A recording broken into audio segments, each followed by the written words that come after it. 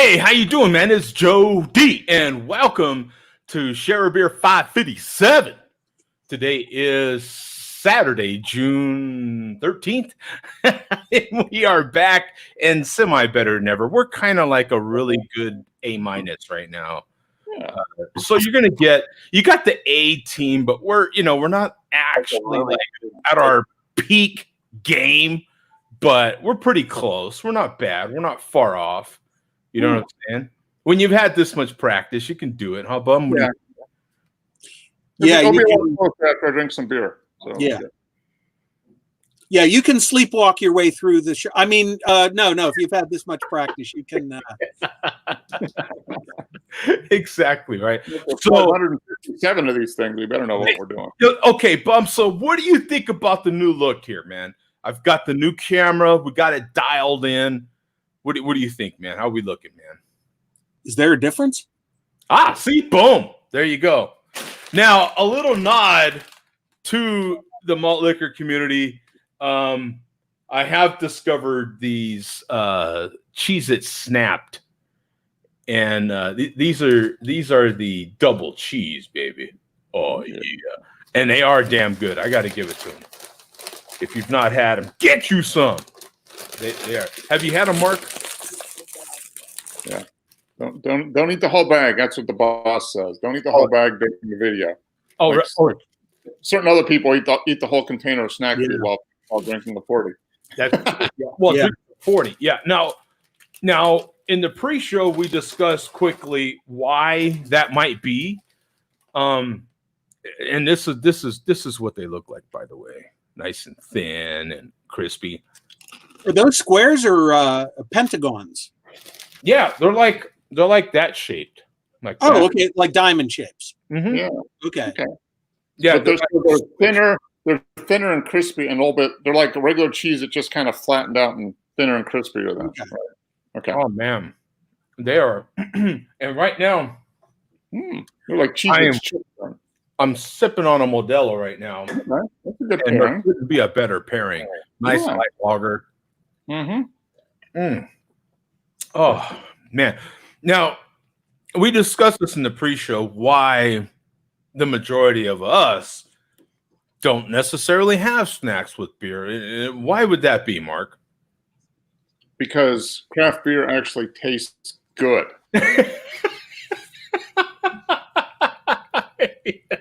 It actually mic drop. That's it. Yeah. Beer actually has flavor. There we go. Right? It actually has some flavor. So, right? Boom. And my truthful answer to that is I've found that whatever I'm eating ends up affecting the taste of whatever I'm drinking. Yeah. And not necessarily for the better. Yeah. Yeah. So this is I thought I had a beer from my old storage, but apparently it's not. I looked at the date and it's from 2017. Yeah, it's too new for it to be in your storage. Oh, this thing is like brand new. It's like fresh, really. I mean, I'm not trying to brag, but I'm actually having a pretty fresh beer. This one is almost. I actually should wait another month because this one is dated. It was born on 7/19/2017. So I should wait another month, and then this beer would be an even 3 years, right? We would be pretty close because the Share Beer show would be on 7/18, so you'd be almost exactly. Well, if you count for leap year, yeah, you're good. You got 3 years in with the leap year. There you go, right? So I'll fire this one up here. We've got Belching Beaver Coconut Pineapple. Whoops. Wrong camera. Coconut Pineapple IPA.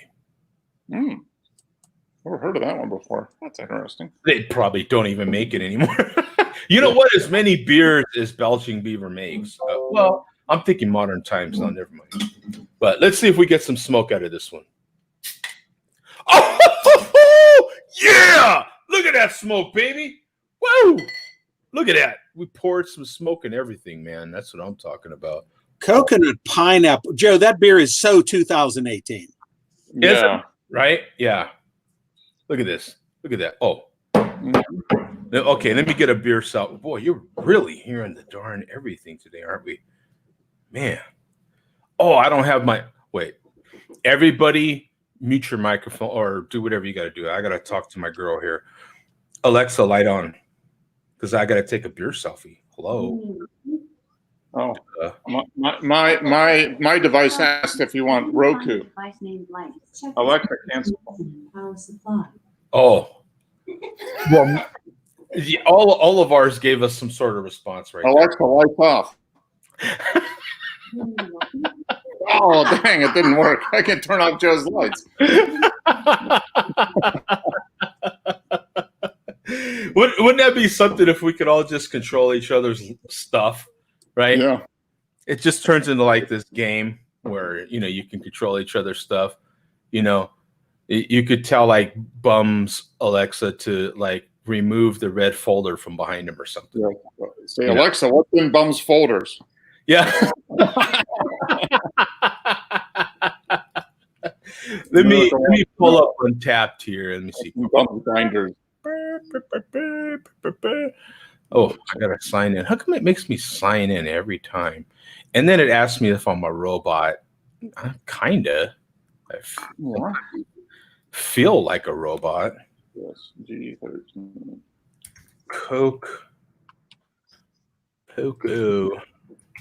Coconut, pineapple. Oh man, thought it would have. I guess there's a lot of these IPA. Boy, I would have thought that they're, Okay. I got to type in belching bee. Oh, here it is. Good God. Okay. There's 2 other people that have had it this month. So what are you going to say? What are you going to, you know what I'm saying? It's like there's 2 other people that think we think alike. Great minds think alike, right? So here it is. I'll share the screen here.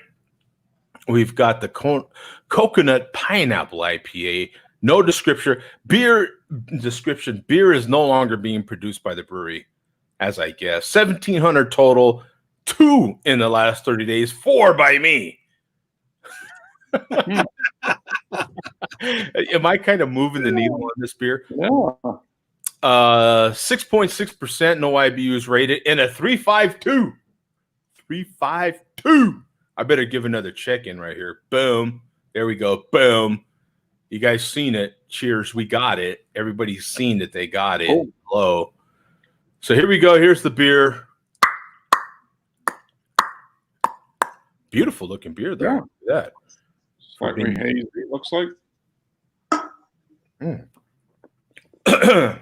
Man. Actually, you still get some pineapple in there.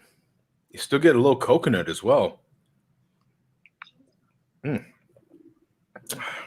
It's still malty sweet. It's got a nice body to it. This beer's held up well, man. Good. And no snacks needed. Just saying, right?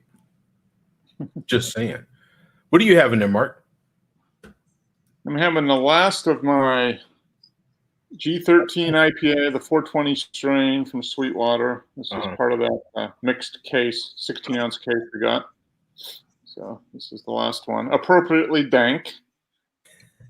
Dank. Dank. With a little bit of, I don't know, stone fruit kind of thing, mango type of thing. But no coconut? No coconut. Oh, I'd say like coconut and mango. Maybe a little. I could claim a little bit of pineapple, but no coconut. No coconut. Okay. All right. Let me put a link in the chat just in case one of them fools want to jump in there. We might one of these days get the malt liquor community to represent themselves. Yeah, be careful what you wish for. Yeah, we'll see. I don't think they're man enough personally. I don't think they're man enough. I think AJ's more of a man than they are. Just saying. Yeah. And he's neutered. And what about you, Bum? What are you having, brother? Shout out to our old friend Ruben Neely. Yes. We work at Four Seasons in Latrobe, PA. Mm-hmm. And Four Seasons is finally starting to can their stuff. I got a Dark nice. Side of the Pint. Ooh. Their oatmeal stout, which has always been incredible. I had it at Four Seasons. I've had it on draft elsewhere, and they're finally canning the stuff. Dark Side of the Pint. Yeah, Four Seasons Brewing Company and Pub. Yeah. So what is it? Nice. We've got 4,200 ratings on here, 11 in the last 30, 6.2% ABV, 32 IBUs, and a 3.82 bottle cap rating. I think Bum actually wrote this description: a dark, easy drinking stout. Yeah. No, I could not have written that. That was a little too verbose for. You're right. Yeah, description. a dark part would have been way too. Yeah. No, my description on there would have been a stout. Yeah, that's true. Yeah, that's true. Yeah, it would have been just more of, yeah, no, it's a stout. What do you want? You know what I'm saying? Leave me alone. Go away. Right? That would have been more of the Bum type of. So what do you think Billy D has to say about any of this sort of stuff, man?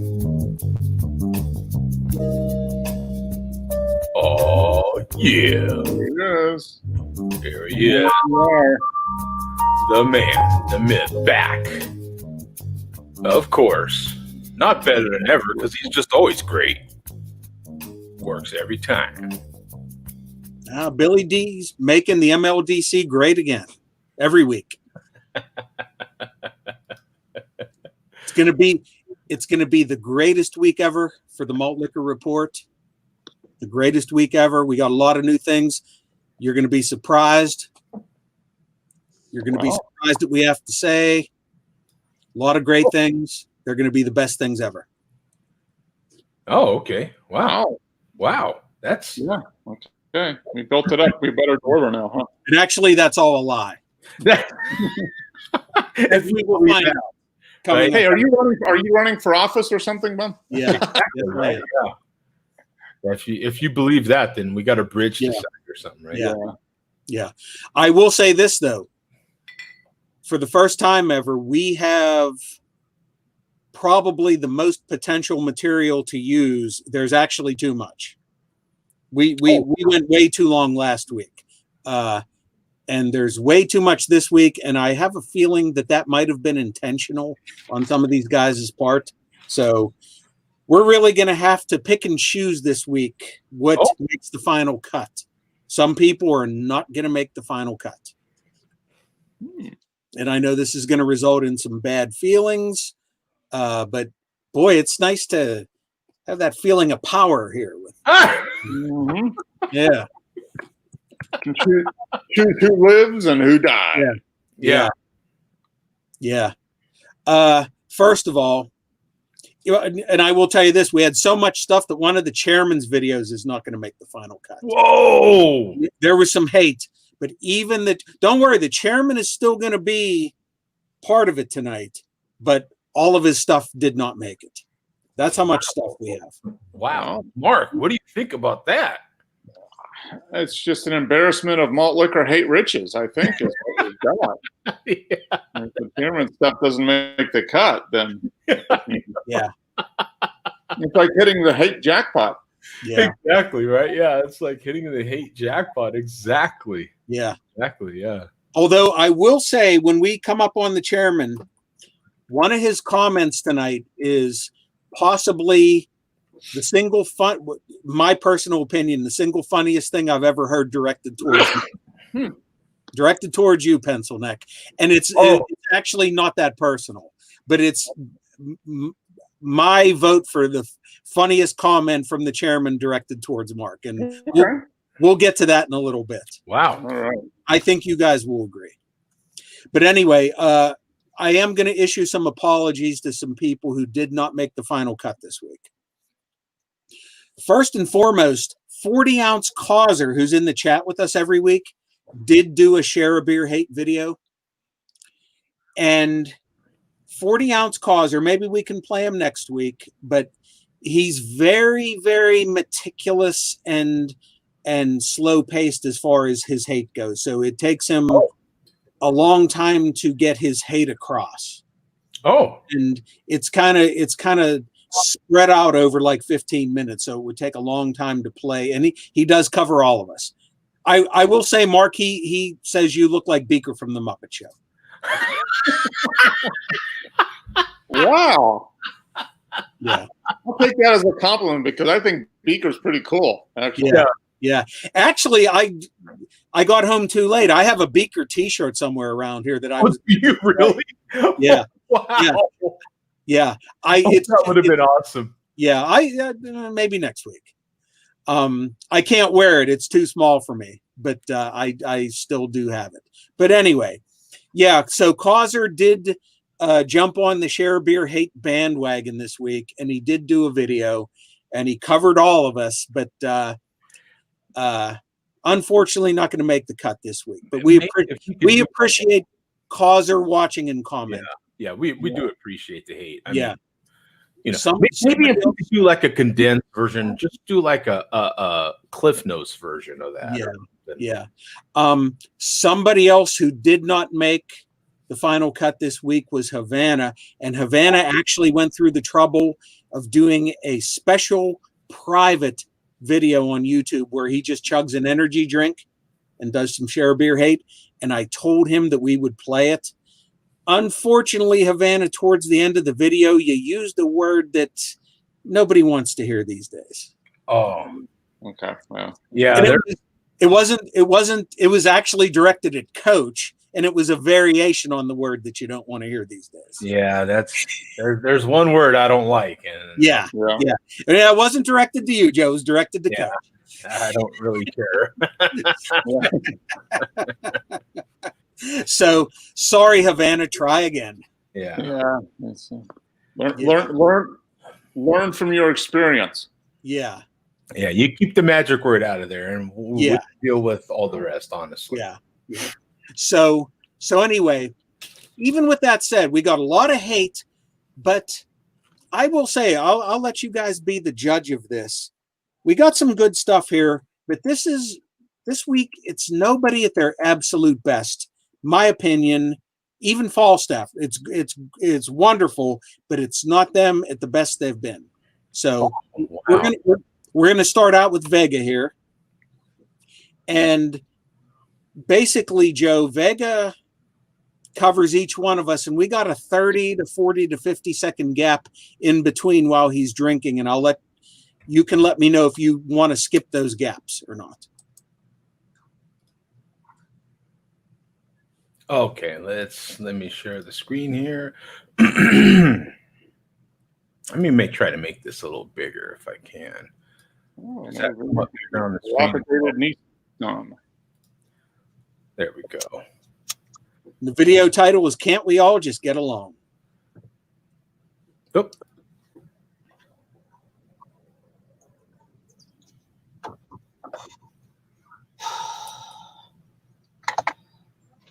With all the racial nonsense currently going on in the world,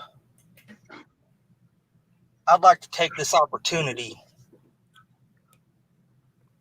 to point out a good example of inclusivity and diversity on YouTube. Oh, it must be talking about me. Share a Beer Show. Let me preach on it. Malt liquor. Good example of inclusivity. Yes. And diversity. Okay. On YouTube. Yes. I'm talking about the Share a Beer Show. Oh. Let me preach on it. I'm talking about the Share a Beer Show on YouTube. I'm talking about the Share a Beer Show. Let me preach on it. Malt liquor. I go to 115, Joe. Just gonna. That was so sweet. I'm gonna play that some more. Sure. I'm talking about the Share a Beer Show. Boom. I like the sound of that. Yeah, I like the sound of that one, Bum. That one sounds good. Inclusivity. Mark, what do you think about it? He almost tripped over that word right there. That was a big word. That was a big word. Yeah. Big word. Telling you, Vega and Falstaff, they're the two top guys as far as IQs. They're the wordsmiths of the MLDC. Well, okay. I think now, Bum, my theory on this is that he could only get a word out like that while the seal is still intact on said Colt 45. Possibly. Malt liquor. What number do we need to go to now? 115. 115. Look on these hater niggas' faces. First of all, you got Jody, Uh-oh. the ringleader, Yes, I am. who happens to be a fat black asshole. Okay. Then you got Bum, Oh, boy. the statistician, Oh, yes. the keeper of the binder, Yes. Yes. No charge. who happens to be a fat white asshole. Yep. Malt liquor. Comfortable doing what I want to 225, Joe. do. Similar to Claire Huxtable. Just saying. The fly nigga with the low shirts matching with that fan of me. I'm every girl's fantasy. Oh, nice. I'm every girl's fantasy.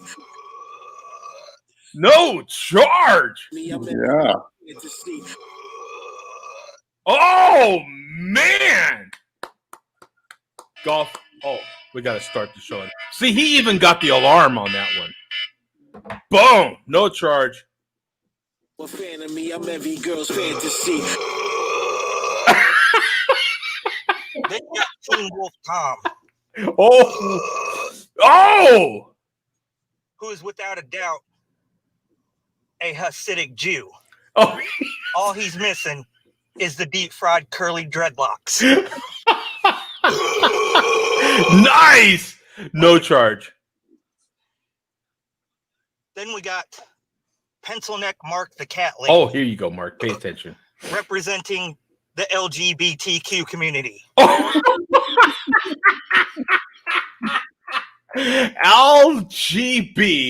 LGBTQ. What's the Q? What is the Q? Oh, okay. Quizzical, I think is what it is. Quizzical, And you yeah. know what? Since Vega recorded this video, there's been a couple letters added to that, and I'm not joking. Oh, really? Yeah. Wow. Yeah, his video's already out of date. Oh, wow. Yeah. You know, the malt liquor, they have a hard time keeping up. Yeah. there's- You know, they do. They have a hard time keeping up. Got Pencil Neck Mark the Cat Lady, That lady. representing the LGBTQ community. Good for you, LGBTQ. Mark. Malt liquor. Similar to vanity. I see a nasty girl. I gotta meet. Okay, 335. 335.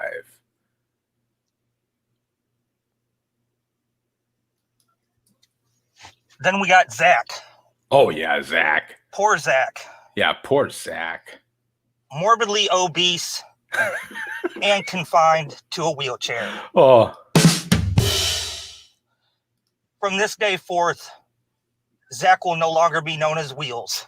oh, He will be known as Big Wheels. oh. Malt liquor.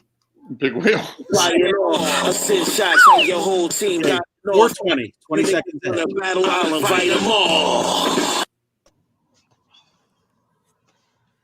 Last and most certain. Whoa! Whoa! Got choked up there. No charge. Last and most certain. That's what she did. Last and most certain. Okay, kids. Okay, kids. This is what happens to you on malt liquor. Just that we've got it documented. How many times do we have to document this? Right?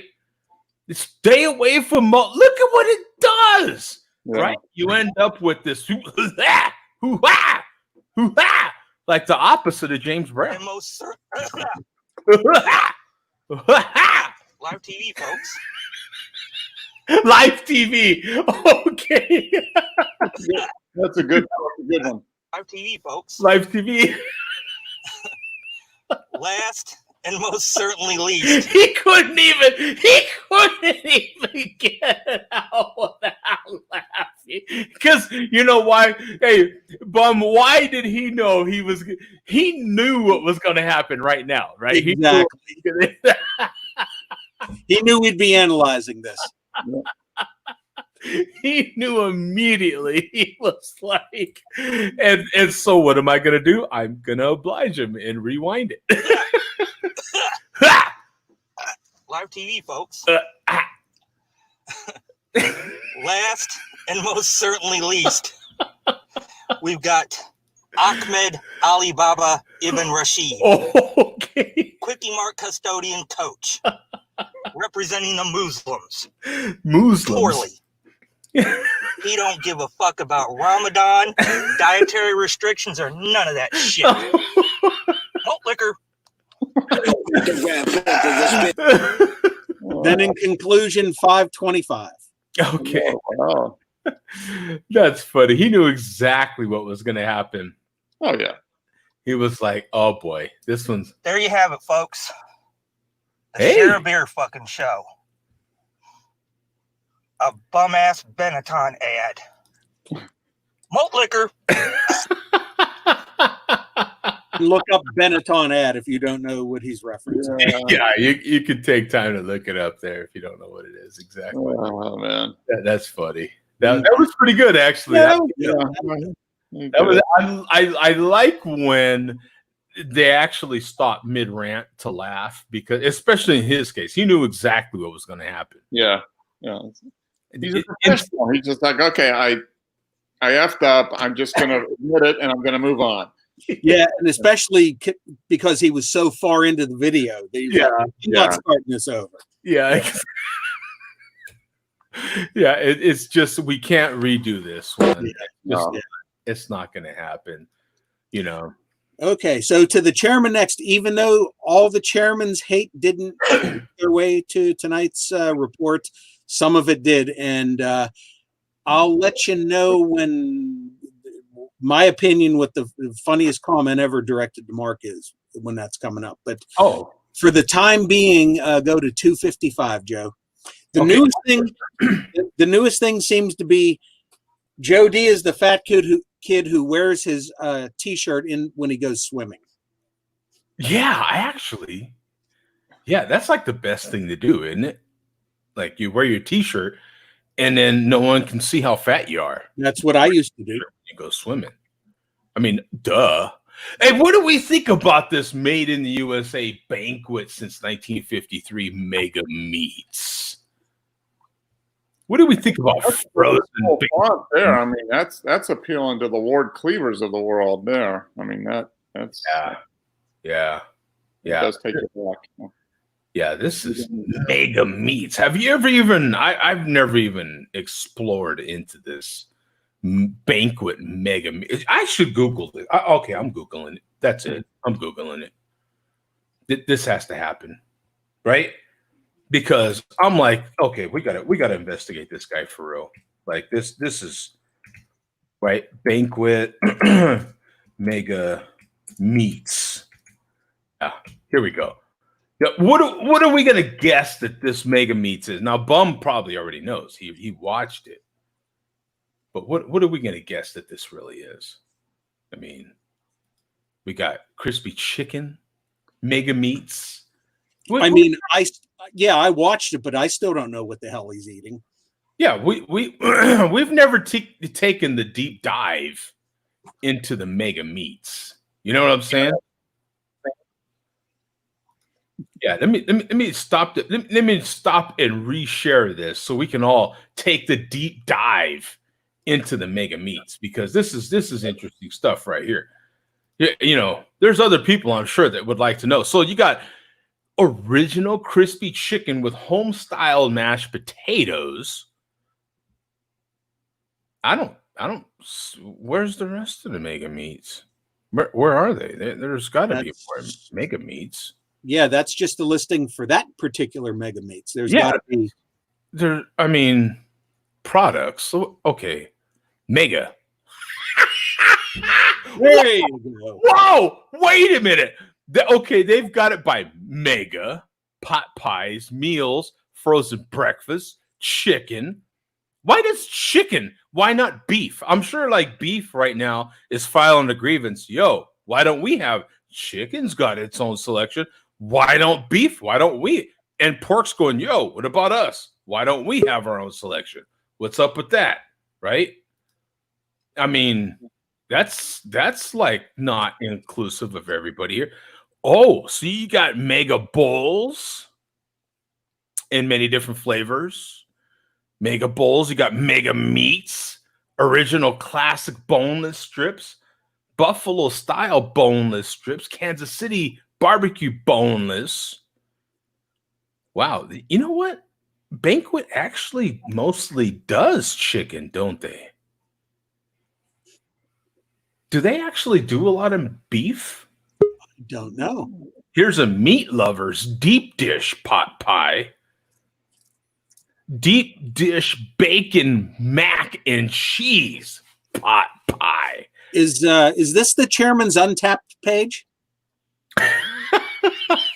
This might be his on. Okay, here's some beef. These are all his check-ins. Salisbury steak. I think that he's got 39 check-ins right here. I think that's what that is. Yeah. Yeah.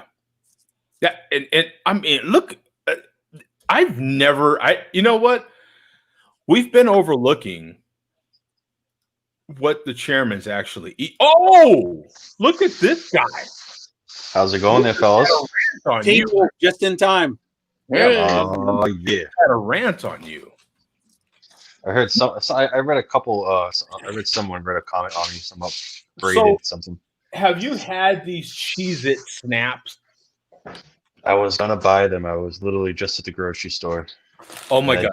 Okay. I didn't walk past them, but I should have bought them. I took some advice from Falstaff. Well, he didn't really give advice, but I decided to buy him because I saw Falstaff's video.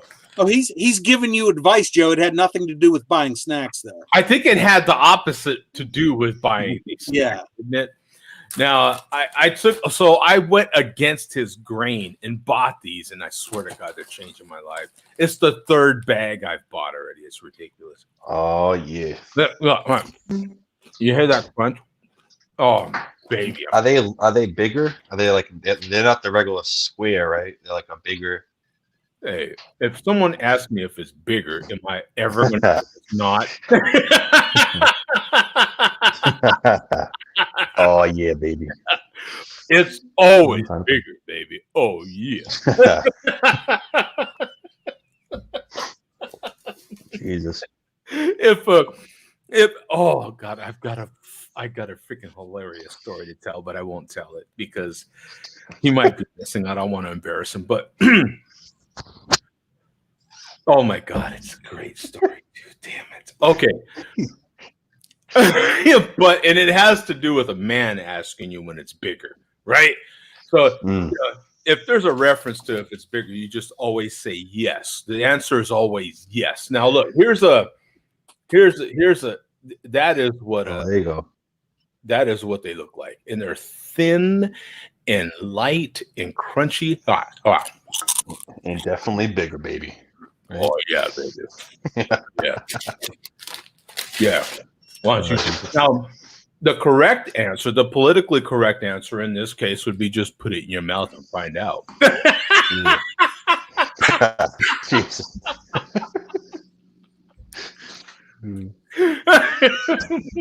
Right? Up in Boston, we say it's larger. It's Right. larger. It's larger. Yeah, that's right, larger.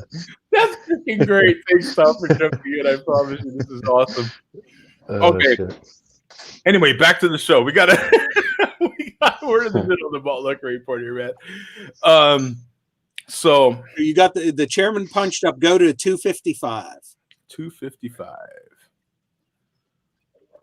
This is great. You missed a good one there, Coach. It was Tom. That was a good one. I think, matter of fact, yeah, because Tom was in that one, right? Yeah, you were part of it. It's one of my white T-shirts I usually wear. Oh, there it is. Wait a minute. He's eating the, what is that? The barbecue chicken something. Yeah.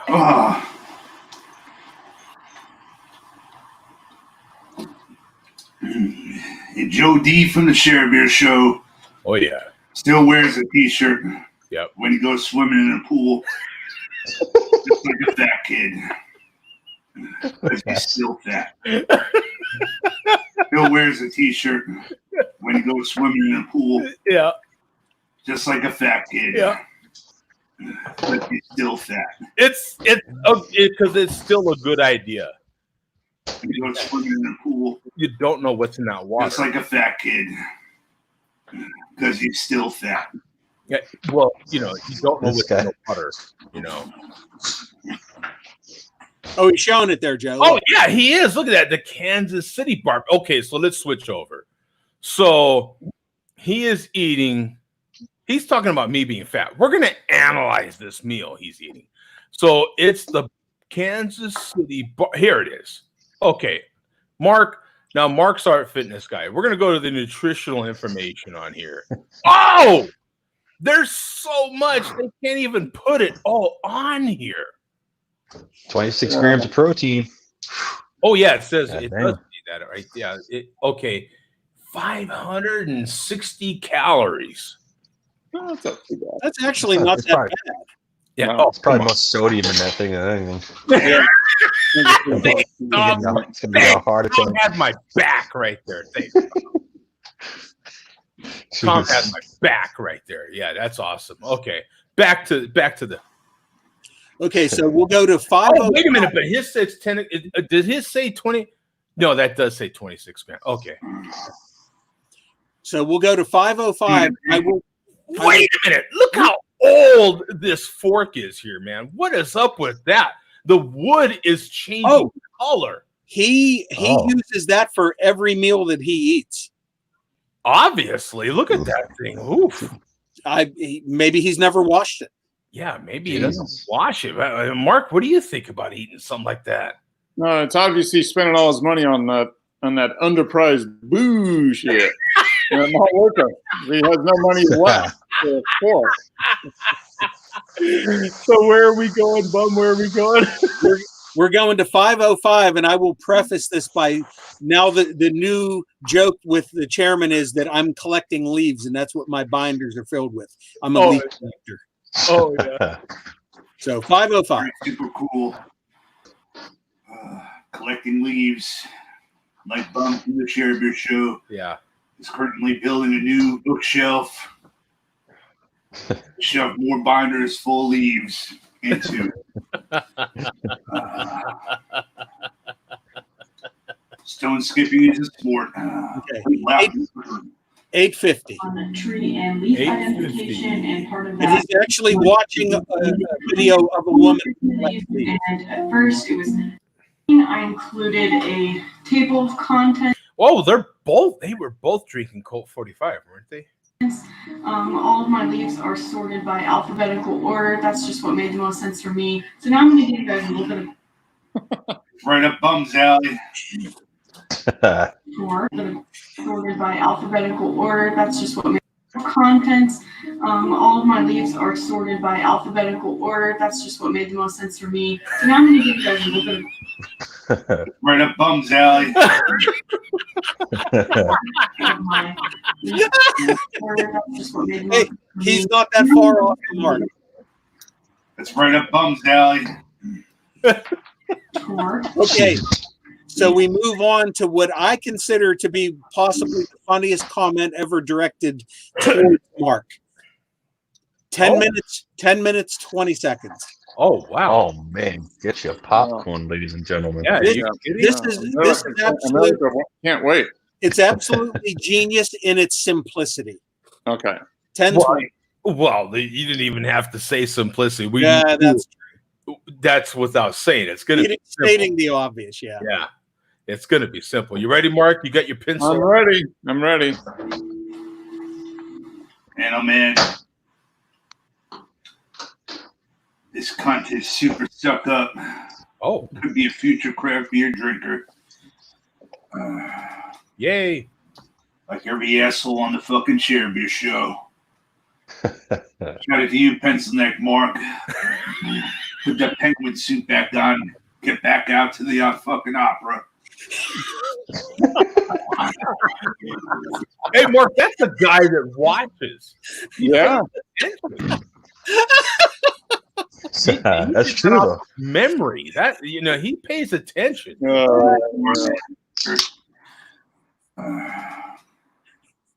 Like every asshole on the fucking Share Beer show. Shout out to you, Pencil Neck Mark.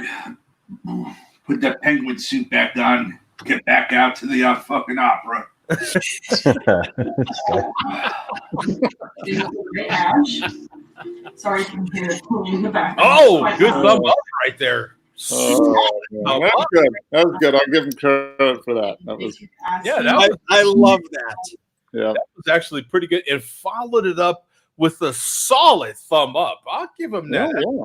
That's one of his better, chug to thumb up right there. Yeah. And just from the little bit of clips we've had, Bum, I'm noticing that the chairman now, and now we don't know because Vega don't really show himself as much, but the chairman, he doesn't do as many tugs and double tugs and all that.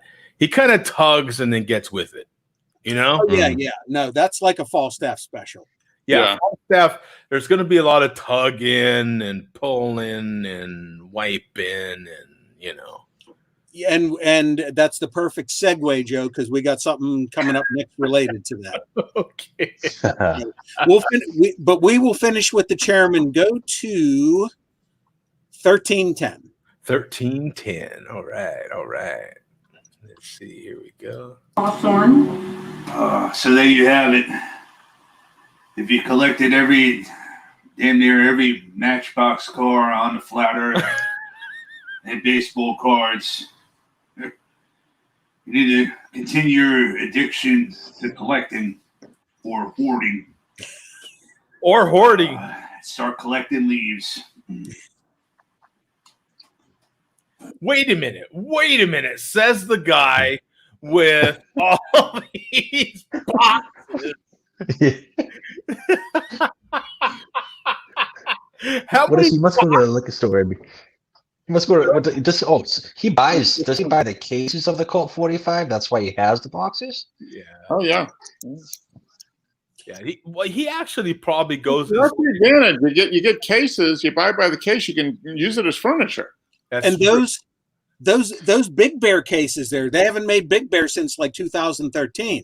So who's the hoarder here? Yeah, who's the hoarder? Hello. Boom, called out.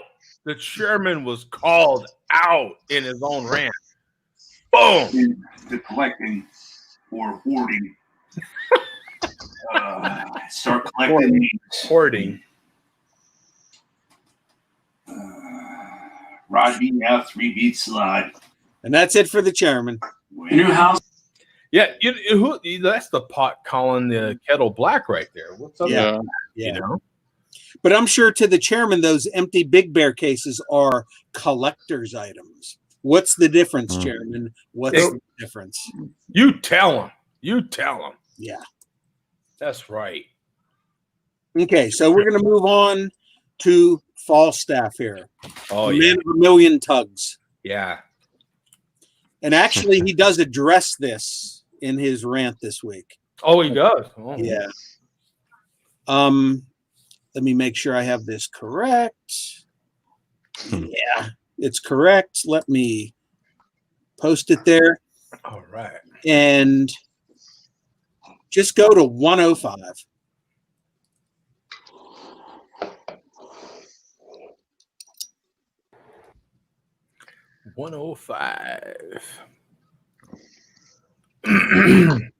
King Corba 25-ounce can. Reggie is a liar. Yeah, fat Reggie.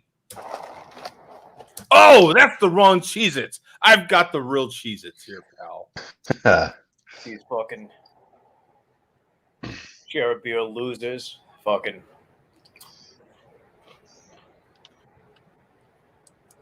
Keeping track of the number of times I fucking adjust my fucking malt mask.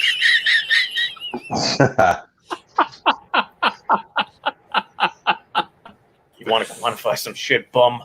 About this. Oh! Count the number of fucking digits in my checking account. And I said checking.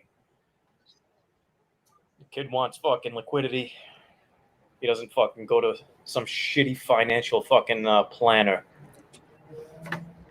Get himself stuck with fucking auction rate securities or shitty money markets that break the buck.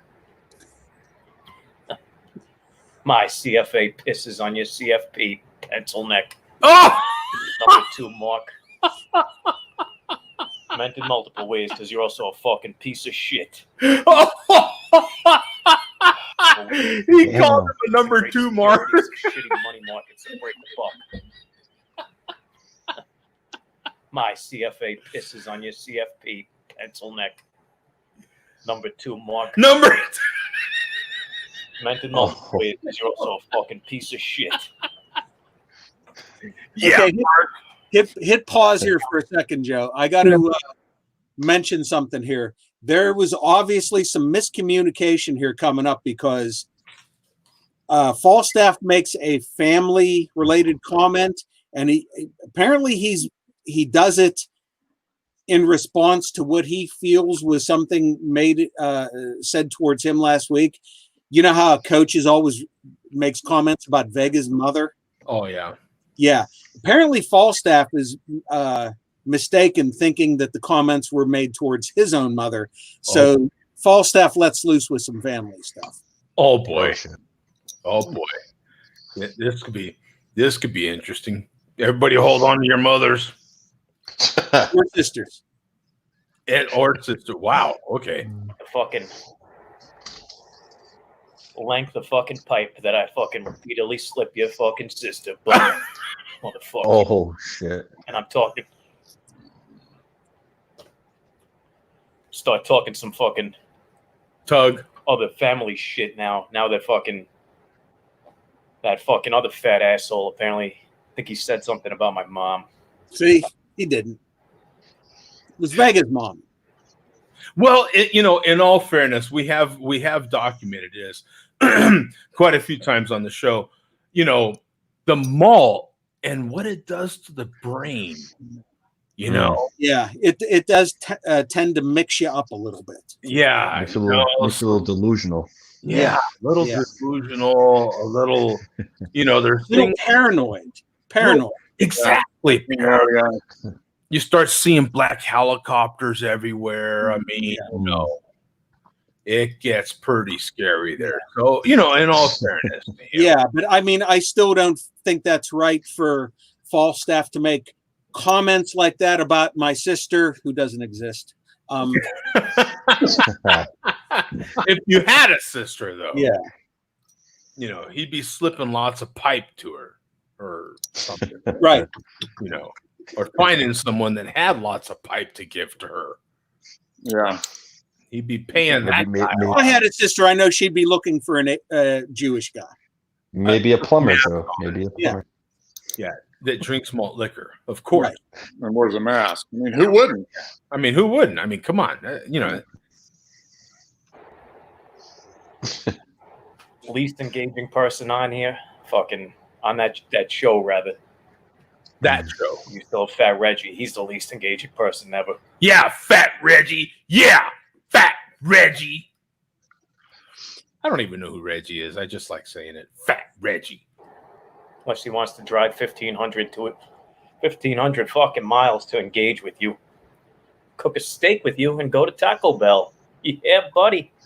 That's Reggie. Talk about that fucking... That guy with the fucking... I don't even know. His beard looks like one of them fucking trees down in the bayou, just festooned with fucking moss. With individual stringy fucking hairs, and God knows what fucking lurks in there. Is that Zach? Fucking questions. Coach. 5 seconds too late. Struggling at first, just with the fucking open mouth, just gaping. Fucking open mouth, just gaping. First, just with the fucking open mouth, just gaping.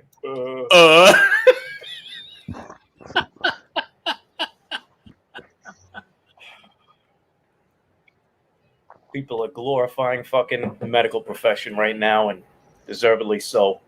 They brought us through fucking a maelstrom. But for all their fucking arts and wiles, they could never, ever graft a fucking personality onto that man.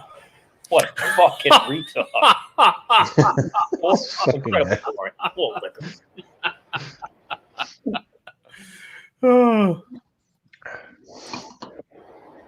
There's more. Motherfucker Jody. Oh, all right. And his fucking swim shirt. Swim.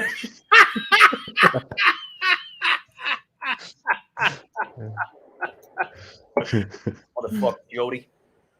Tug. And his fucking swim shirt. Nice. Carhartt swim shirt, by the way. Name brand. Which actually is a fucking big fucking courtesy to the rest of us. See? Not having to fucking look at the fucking whip of your fucking carriage. Hey, baby. That's right. Thank you very much. Yeah. Look at all that I was carriage. going to say you should do fucking everybody a bigger favor. Just wear a fucking winter coat the whole time. Oh my god. What a dick.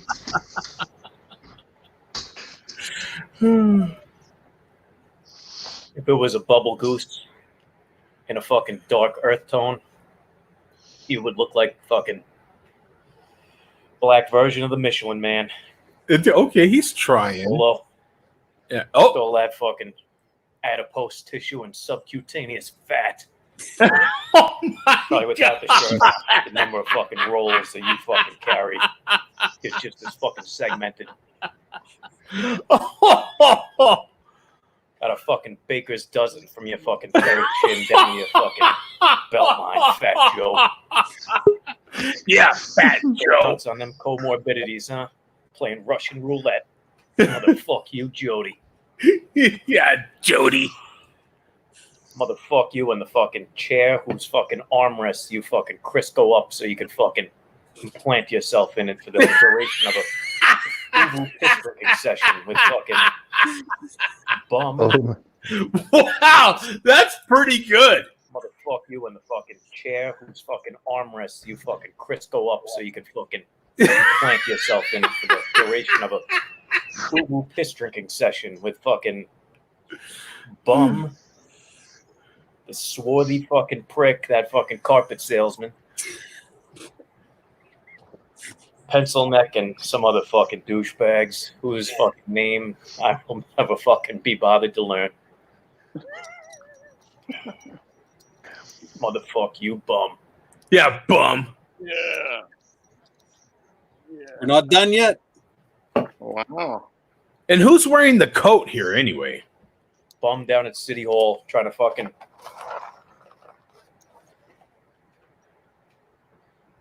City Hall at the fucking State House in Harrisburg trying to convince fucking lawmakers that the fucking ice cream truck he chooses to drive around in is somehow, oh my god, this guy. even though he doesn't sell any ice cream. Sickening.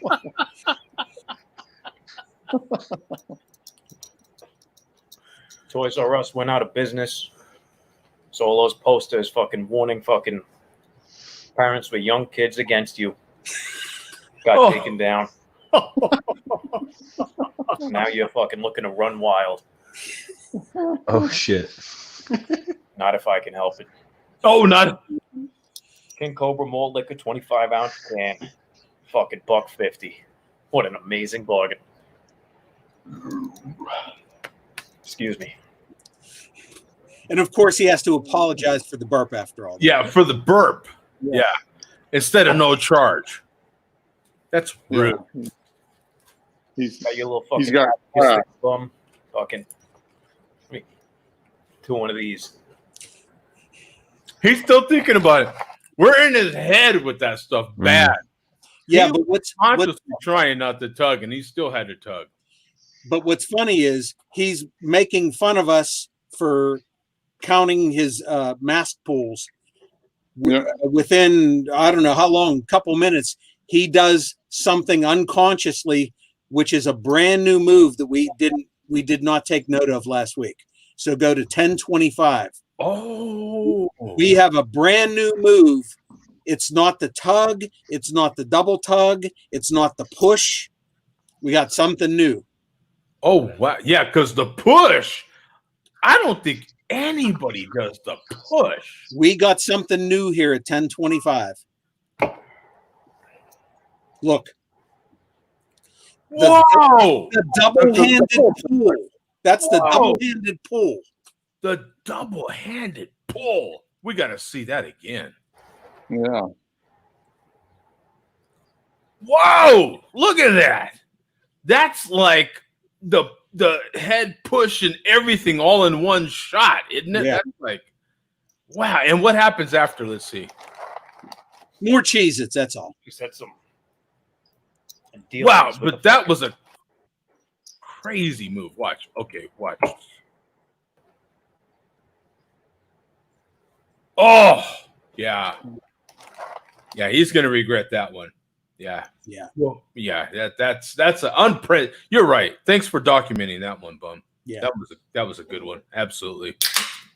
So that is it. We on that double-handed mask pull, we will end this week's malt liquor. We end on a double-handed mask pull. Yeah. Yeah. What do you think, A Mark? new move. A new move by Falstaff. It was Yeah. a solid move. Yeah. And I think Billy D once again works Doing the good. another Doing the good. solid malt liquor report. Absolutely. No charge. I'm still crushing these Modelos. Oh, the Modelos, man, they go down smooth. Those things. Oh, they go down smooth. And I have to admit, these Cheez-Its are the perfect snack with it, man. I swear. It makes your palates like dry. Like it's cheesy, then dry, and then you re-moisturize. Oh, Jesus. Good stuff. Good stuff.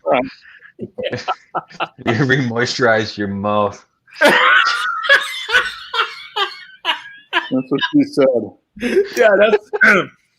That's what I told her was about to happen. But so what do you have, Tom? All right, I am having let me see, from Widowmaker. It's Ecstasy of Gold. It is their Indian Pale Ale, their IPA, which comes in. It looks like a New England. Yeah. Comes in at 7.1. I didn't realize how strong it was until I started gulping it down and realized it was hitting me a lot faster than I thought it would. But it's delicious. I ain't gonna lie to you. I'm gonna have to ask you for that one more time because I I didn't have Untapped. Ecstasy of Gold, ECS TASY of Gold. Look at these comments. Great. Ecstasy of Gold, huh? I got it. Yeah. Cool. Yeah, here we go. We've got 3,900 ratings on here, 145 in the last 30 days, 7.2% ABV, no IBUs rated, and a 3.88 bottle cap rating. Pretty solid. Yeah, Although it's lower than normal for you, Tom. I don't know. It's lower than normal. Look at that. I think it's really good. I think it's really good. I ain't gonna lie to you. Some good stuff. Trillium. It's like a glass. Oh, look at like a nice. Look at that. Oh yeah. It's like a nice mango cantaloupe type of taste. Ooh, I've got a. I was having prior to you jumping in here. I was having a coconut pineapple IPA from Belgium that is no longer in production, but it was solid. Stone has one like that. It's like the Tiki Escape IPA. Honestly, not that bad. They sell it in 12 packs. It kind of has like that coconut kind of taste. kind of the same thing. So I wanted to ask, the question is how everyone is feeling. So that's what I put on the show title. And I'm just kind of curious how we're feeling now. Most of our areas are open, right? Tom, your area is open pretty much. Yeah, it's open. It's just it's in stages. Yeah. There's probably a few things that you can't necessarily still do, but for the most part, still open. So how are you feeling about it? Like, is there anything that you still miss? Is there anything you just don't miss? Is traffic coming back the way it was? What's going on in your area in general? I mean, in my area, everything is slowly getting to where it needs to be, but it's still that awkwardness a little bit. Like you can't go close to people. You can't really, like when you see family members or people that you know out in public, you kind of get that awkwardness. You want to talk to them, but you can't. You don't want to get too close. I don't know. My feeling, I just want to take precaution before I get all the way back in. But I mean, it's going to be a slow process until I feel comfortable, to be honest. But we're getting there. And the traffic wise, it is picking up a little bit. You do notice more people are going back to work. You know, unemployment's going down, and people are going back to work. Now, Bum, you shared with us that you were in your favorite bar, your favorite pub, a while ago. What was that like? Was there any restrictions? Were you able to sit down and eat there? How was it? Well, just speaking on their behalf from legal restrictions. Oh yeah, there's all kinds of restrictions in place. Realistically, it's pretty much business as usual. But even then, just seeing some people that I haven't seen for a while, where normally if you have not seen these people for months, hey, give me a hug, give me a handshake, and it's like, yeah, give me an elbow bump. Yeah. Because you're not sure what you're supposed to do. Some people that I work with that were maybe possibly going to show up today but didn't, and I thought, okay, what am I going to do when they show up? Am I going to shake hands with them? It never came to that, but it's the things that you normally would not even think about. You think, okay, should I or shouldn't I do this? But it's funny that you're asking, Joe, how do you feel? Because I had a virtual doctor's visit over the computer on Tuesday. And that was the first thing I was asked. So how are you feeling? Mm-hmm. You have all this going on. Are you depressed? Blah, blah, blah, blah, blah. And I had to remind them, no, I stayed employed. Just all the stuff we talked about here on the show. Things didn't change that much for me, as much as it changed for everybody else, because I did remain employed, and I still certain situations where I saw people socially, So yeah, nothing has changed for me. I mean, almost nothing. And Mark, any feelings you want to share, man? We're pretty much fully open here in Georgia. They just started on Friday. Pretty much restaurants are allowed to go full capacity. Wow. We're able to do conventions and concerts now. Wow. But masks are suggested but not required. They're still only limiting bars to 35% capacity, which I don't understand. If you're going to go to a concert, why can't you go to a bar? But yeah, exactly. I don't quite understand that.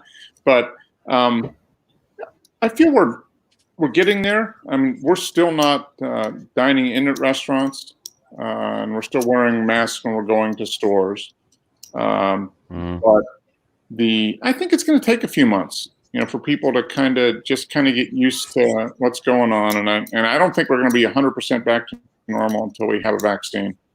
So I think that's really the big thing. But I feel pretty good about things. I mean, we've adjusted our routine a little bit in the last couple months. We still go to the restaurants we go to, but we do takeout now instead of dine in. And outside of that, yeah. Have you dined in at all? No, not since mid-March. Right. Yeah, and it's just I'm just not at that comfort level yet. I'm fine with takeout and walking around, but there's just so much stuff you can dine in when you're in a dining room and the ventilation system is doing its thing. You know, it's just blowing all that air and circulating that air within that confined space. So Now, I'm not. Tom, have you dined in yet? Have you sat in a place and ate or had a drink yet? No, I have not. But I know a lot of places in the area they're open to like so the restrictions that you can only have about 8 people inside. So there are a lot. You see a lot of people opening up outdoors in the parking lot. They'll put tables out. Yeah. And try to, you know what I mean, have some business Yeah. outdoors, which they're. I mean, there's no restrictions outside, which is great, obviously. But yeah, it's just hard for small businesses and restaurants and the breakfast joint and something like that trying to pay their bills. It's just hard for them. You know what I mean? Yeah, It's really hard. Yeah.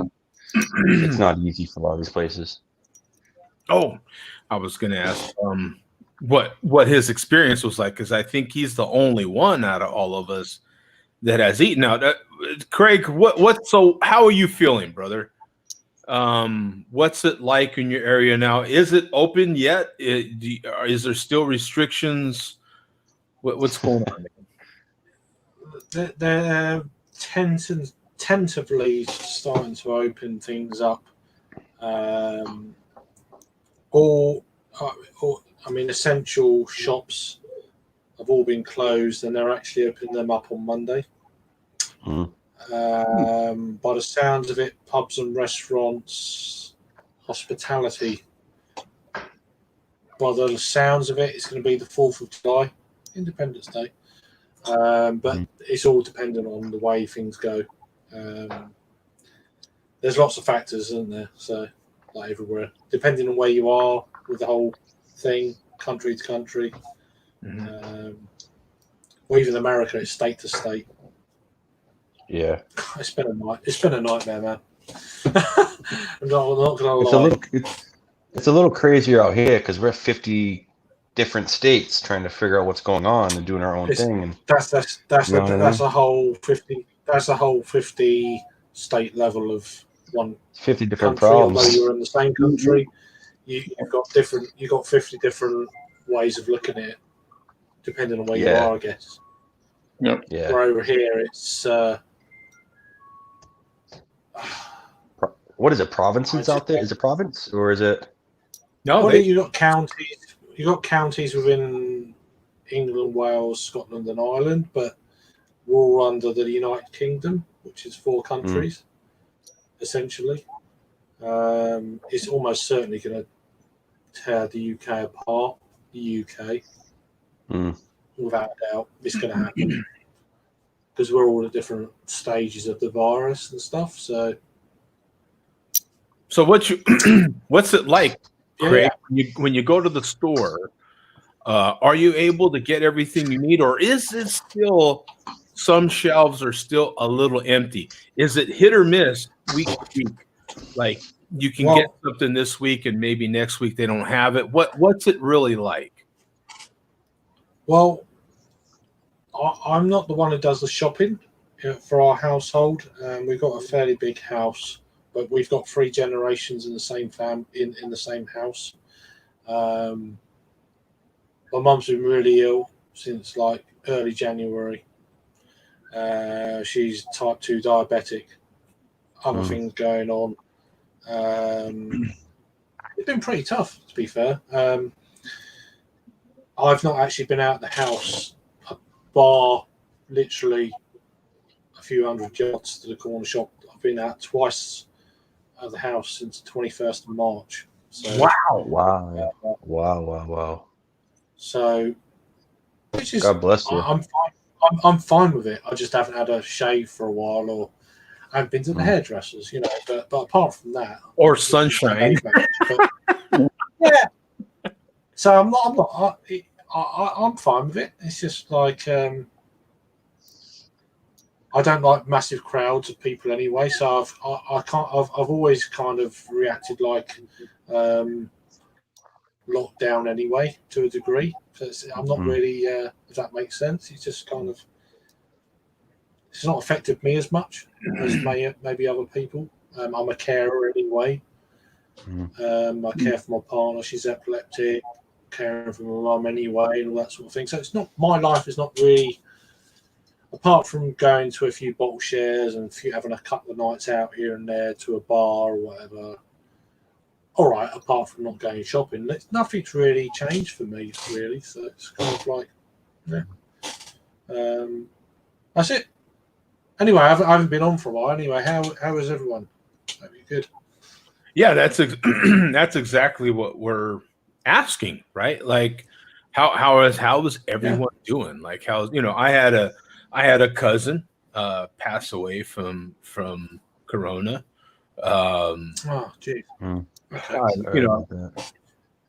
We've all probably maybe known somebody that was affected by this. We had large amounts of protest here in this country, which affected me as a truck driver. That I drive trucks for a living, and as we know, they were definitely taking advantage of an opportunity. Hi, Bum. Sorry to cut you. Hi, Bum. You was away, so I want to say hello to everyone. So what's up, Craig? Cool beans. Sorry, I'll shut up now. You're fine, Cal. But no, we're just trying to ask the question. I know in my area, it's still not quite like it was, right? You can go to the store, and if you want some chicken, you're going to get it. If you want something, you're probably going to get it. Are you going to always be able to get exactly what you want? Maybe not, depending on what it is. Sometimes the meat is hit or miss. Sometimes you can get ground beef. Sometimes they're out. You know what I'm saying? And I think that's become the new norm. I think we've actually gotten so used to going to the store, and if they have something, you just kind of get it. And if they don't, you're like, okay, I can live without it this week, and hopefully they have it next week. You know what I'm saying? I see more people going to a spot where something used to be, and that part of the shelf is empty. Now, the shelves aren't as bare as they were a few months ago, not by any means, but they're not as full either. There's down the pasta aisle still in the store I go to. It's you've got plenty of pasta, but probably one spaghetti. You feel me? Like, they might or might not have rigatoni, which happens to be my favorite pasta. And I'll probably hear about that next week. But I love rigatoni. Which one's rigatoni? Is that the which one is that? I'm not. It's the bigger, rounder, long, and it typically has ridges down the side. Yeah. Tom doesn't know this stuff. Yeah. He's a Jew, so he wouldn't know that. That's true, right? Yeah, the long one. The long one. I know what you mean. Yeah. Right. Yeah, the long one, right? Yeah. Let me look up rigatoni, and that way you kind of know exactly what it looks like, right? You have baked rigatoni. Here's a good photo of it, Tom. Here's some good photos of it. There we go. Trying to educate myself. You know what I mean? Yeah. Oh, yeah. See, here's rigatoni. Okay. It's absolutely my favorite. It's nothing like rigatoni. It's nothing like that. So, yeah. Encapsulates the sauce. Oh yeah. Yeah, and it holds the sauce in the middle. You can suck the sauce out of the middle. Oh yeah, babe. When I was a kid, I'm a sucker for that. My dad called those sewer pipes when I was a kid. Sewer pipes. Yeah. That's awesome. I'm gonna leave. Dude, you guys are throwing softballs like crazy, and I'm gonna leave that alone. I'm gonna leave. I do enough of that. They're not just softball. These are beach balls. You know what I'm saying? They're just being lobbed all over the place. But there's material all over the place here. It's hey, so who has in this time period turned into a little home chef? Now I know Mark cooks a lot. Mark cooks a lot. Has anybody turned into like a little home chef, if you will? Not me. I've got better. I've got better. I enjoy it. I cook to get a bit of peace and quiet. If I'm honest with you, it's one of them things. It's like Yeah, I'm gonna cook to have my own space. Almost, it's like go away, get out of the kitchen. It's one of them. It's like well, It's like a little sanctuary. If you've got I'm three cooking generations to, under the same roof, that's how many? awkward. How many? Give us an idea. How many people? 1, 2, 3. Well, 2, 3, 4. There's 5 of us. But that's still Right. three. Yeah. That's 3 different generations of people, though. Yeah, it's very tricky and Yeah. blah blah. I mean, everyone's got their own problems, so it's no biggie. But yeah, it's been particularly awkward, and Mum's been out of hospital this year probably 5 or 6 times. All that. But normal life. Yeah, I Time can of tell age you, and Craig, blah, that is so common here in the States that they literally, at least here in the West, it's so common that people our age are taking care of your parents, and in some cases even another generation, or even the the in-laws. You're taking care of both in-laws, and it's all kinds of situations. It's so common.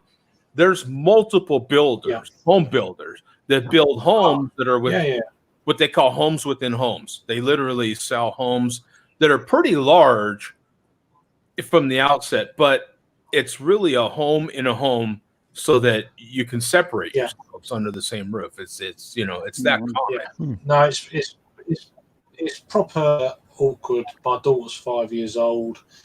Her school reopened on the 1, 2, 3. Is it 8th? Whatever the Monday was, just gone.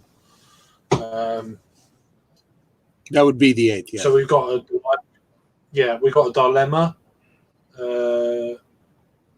She can't go to school because we're kind of like as a house bubble, if you like, self-shielding.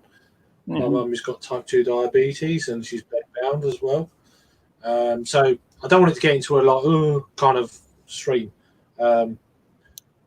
So she was actually eligible to go back to school last Monday, but she can't because she interacts with other kids. Trying to keep 5-year-olds apart, it's impossible. Blah blah blah blah. Comes back home, and you never know. So she can't actually go to school. It's really kind of crushing. She's been off since March, and she won't be going back to school till September.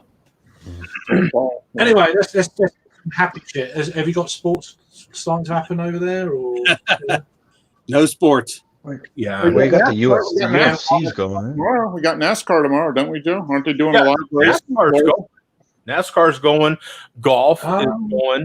Golf is going. Yeah, I've been watching UFC. the golf. I've been watching the golf the last couple of days. We've got the Premier League starting Wednesday over here in the UK. Soccer. We've got MLS here. That's good. Yeah. You've got that's good. I mean, our big sports here in this country are probably not going to get going. It's ridiculous. I mean, they're arguing over. I don't know, man. My opinion on this. I'm a person to serve my country. Okay, I served my country. I did my time. Right. I don't see why these stupid baseball players and these stupid NBA players can't just get it together enough. They're arguing over these stupid bubbles, and I can't stay away from my family for a couple of weeks. I effing did it for months for you. Yeah. And now it's your turn. I supported you, and it's your turn to support me, to help the rest of the country out. We depend on you, and you can't suck it up? Got it. Swear it. You've got and they get tested all the time. Supported you, so you have the right to make gazillions of dollars, and you can't support us for a couple of. Suck it up! God damn! You're right. Or just let it out, man. Or just suck it. Well, that was my attempt to lighten up the stream. I'm done. I don't know. What, No, it irritates me. That's probably the first big rant I've ever had. No, but let it out, son. It's very. I could have really gone, but I'm not going to with other things. But hey, we're all here, so.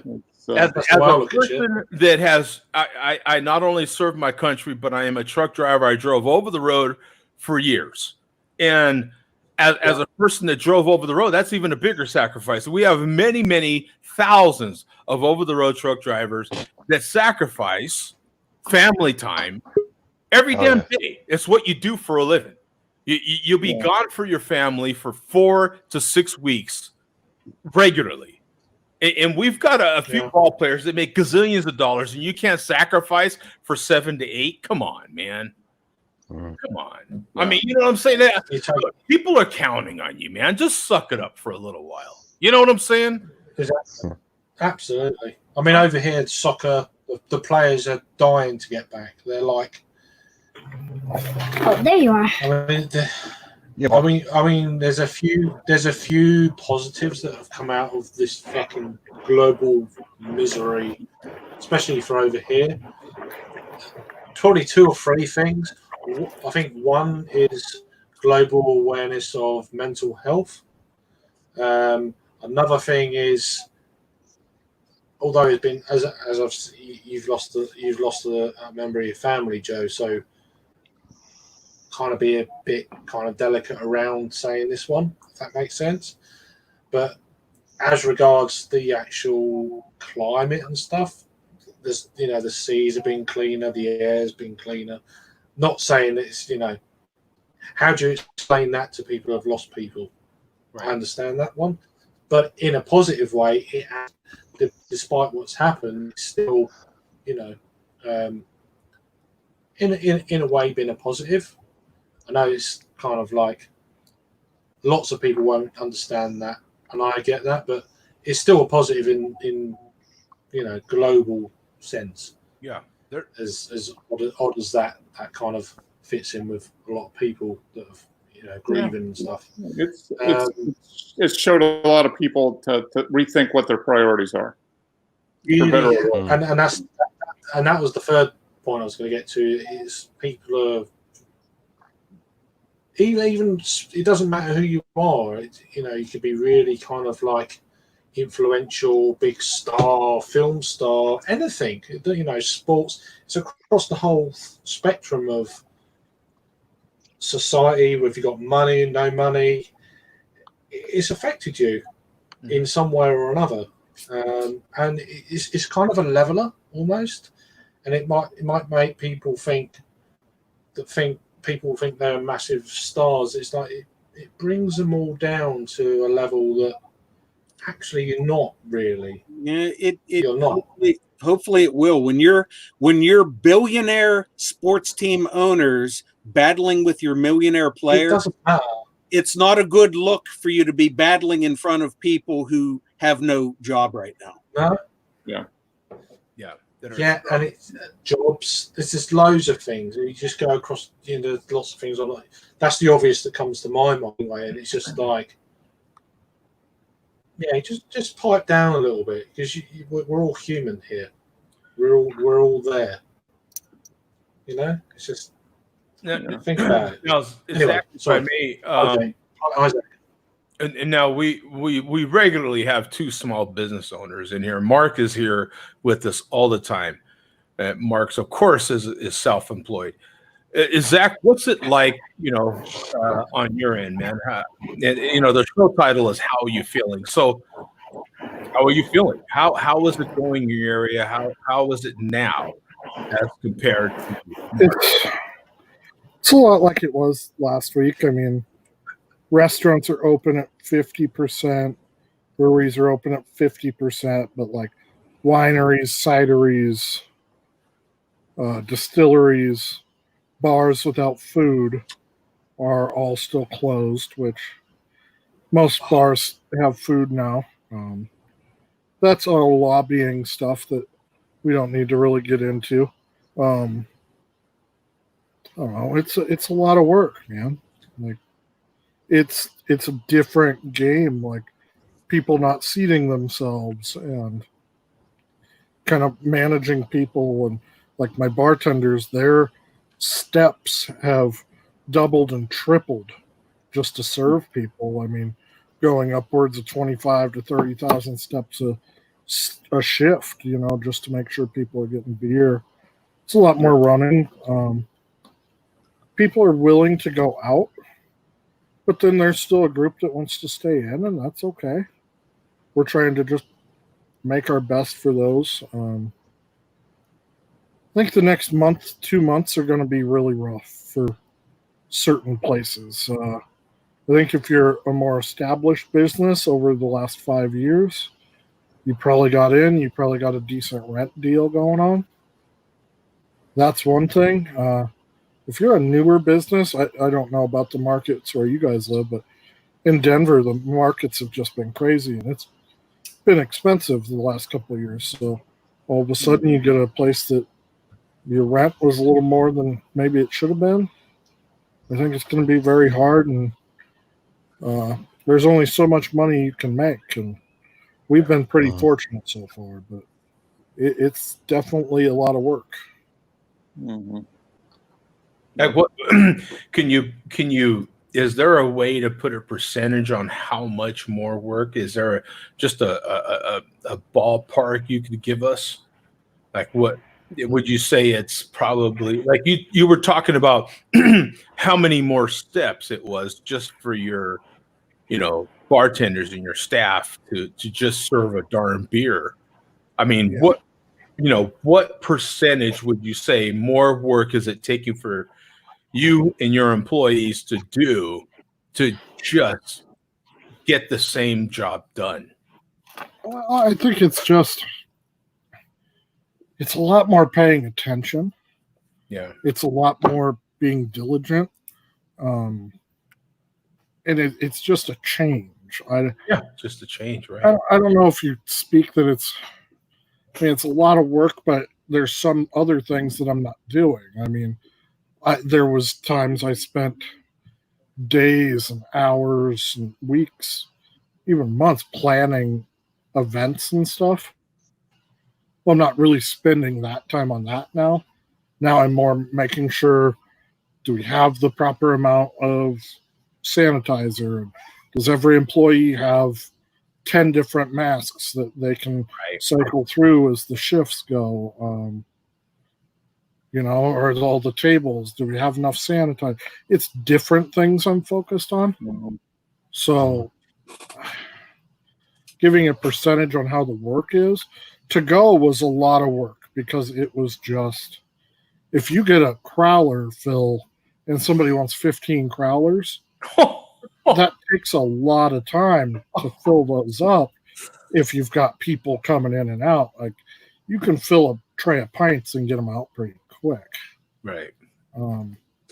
So I don't know, and I'm not spending as much time on food trucks now because we're booked with a local restaurant. So we're doing some other stuff, which is fine, but it's going pretty good. You've got Vega in the chat. They call you Big Wheels now, so that nothing wrong with that.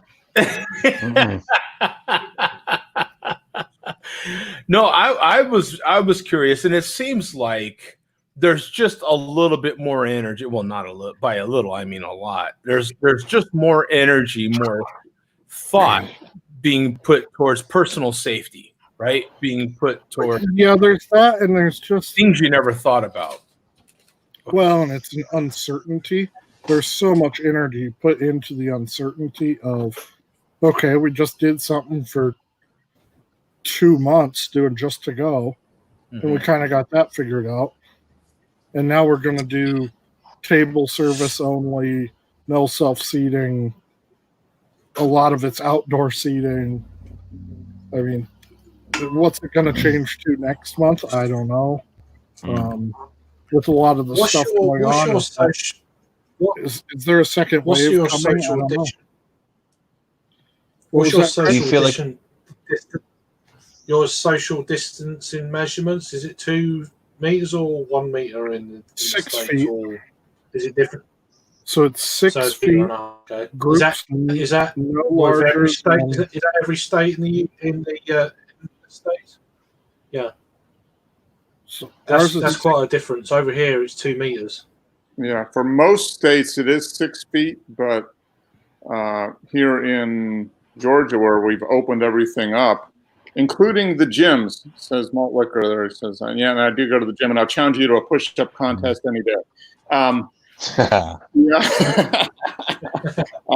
But they haven't, you know, they've opened up concert venues and that type of thing. So there is no social distancing there. They suggest you wear masks, but they haven't put any social distancing restrictions on going to a concert or anything like that. So, see, this is the thing I don't understand. There's a channel I watch. He's quite influential. Well, I say influential, but he's got a lot of followers, and it's like you can't understand why you can go and get on the plane, but then you go to a restaurant or anything like that, and you need to be further apart. It's like, well, why are you opening the airports and domestic flights? How does that work? Yeah. I mean, you just got to know what you're doing wherever you're going. Yeah. There's no sense. Well, but it's inconsistent. It's consistently inconsistent what I've seen in the States. Yeah. And it's the same here. It's not. I'm not having a poke. It's just like over here. It's like it's just what the hell, you know? It's ridiculous. Yeah. I could probably go on a rant. You can get on a plane and go for a 5-hour cross-country flight in a little metal tube with a bunch of people, but you can't go to a restaurant. So Exactly. You can't go to a restaurant or a bar, or it's like, how does that work then? Yeah. Yeah, educate me. Tell me. I'm an idiot. Tell me. The plane is worse than a restaurant if you get a potential exposure, I would think. Yeah, me, right? Yeah. Craig's cracking up. So we have some of our restrictions included. They're not required, but they don't want us having AC on. So no circulated air, and they suggest if you don't have outdoor seating, they don't want many people inside. So they want places with garage doors and stuff like that. But yeah, they definitely want your AC kind of turned off, which would suck if you're where Joe is. Yeah. Well, you just can't do it here. You're not going to. Now, the confusing part for a lot of our areas, and I'm including Craig in this as well, is that the confusing part for some of us is we're hearing local government officials saying certain things, but it's actually suggestions and not requirements, not an absolute. And so there's a confusion there. Because you'll have an official state person or city person or whoever it is, an official government person saying something, but it's actually a recommendation and not an absolute, right? It's them wanting somebody else to have to do the dirty part of it. Right. It's like, because if you have a behind the scenes meeting with the government officials, they're going, look, if you don't do this and you have an outbreak, you're the one that's going to pay, and it's on you. Right. When instead they could be like, hey, this is the rules, this is what everybody needs to do, this is just how it is. They want to put it onto the businesses, so and we have to deal with a little bit of people just, well, I don't want to do that. Everybody's got different thoughts on whatever this virus is. And some people think it's fake and made up. And it's like, look, it's not my job to argue with you. I don't really care which way you think. I respect whatever your opinion is. But these are the rules to allow us to stay in business. So you either can play by them or you can't. But we're having to be the ones that are out there enforcing it. Where the gov just gets to say, hey, well, I look like the good guy in this situation because I just suggested it. And now let me ask Tom. Sorry. As a regular Joe, if you will, right? As a regular consumer going into places and buying stuff, what's your comfort level now, and how much of your personal comfort levels do you see sticking? As someone who's younger, what do you see sticking with you for a long term? Habits that you have that aren't necessarily something you can put in a stat somewhere, but what do you see sticking? I mean, I have no problem complying with businesses and knowing that they need to stay open on certain restrictions. Well, I mean, I don't really understand the question.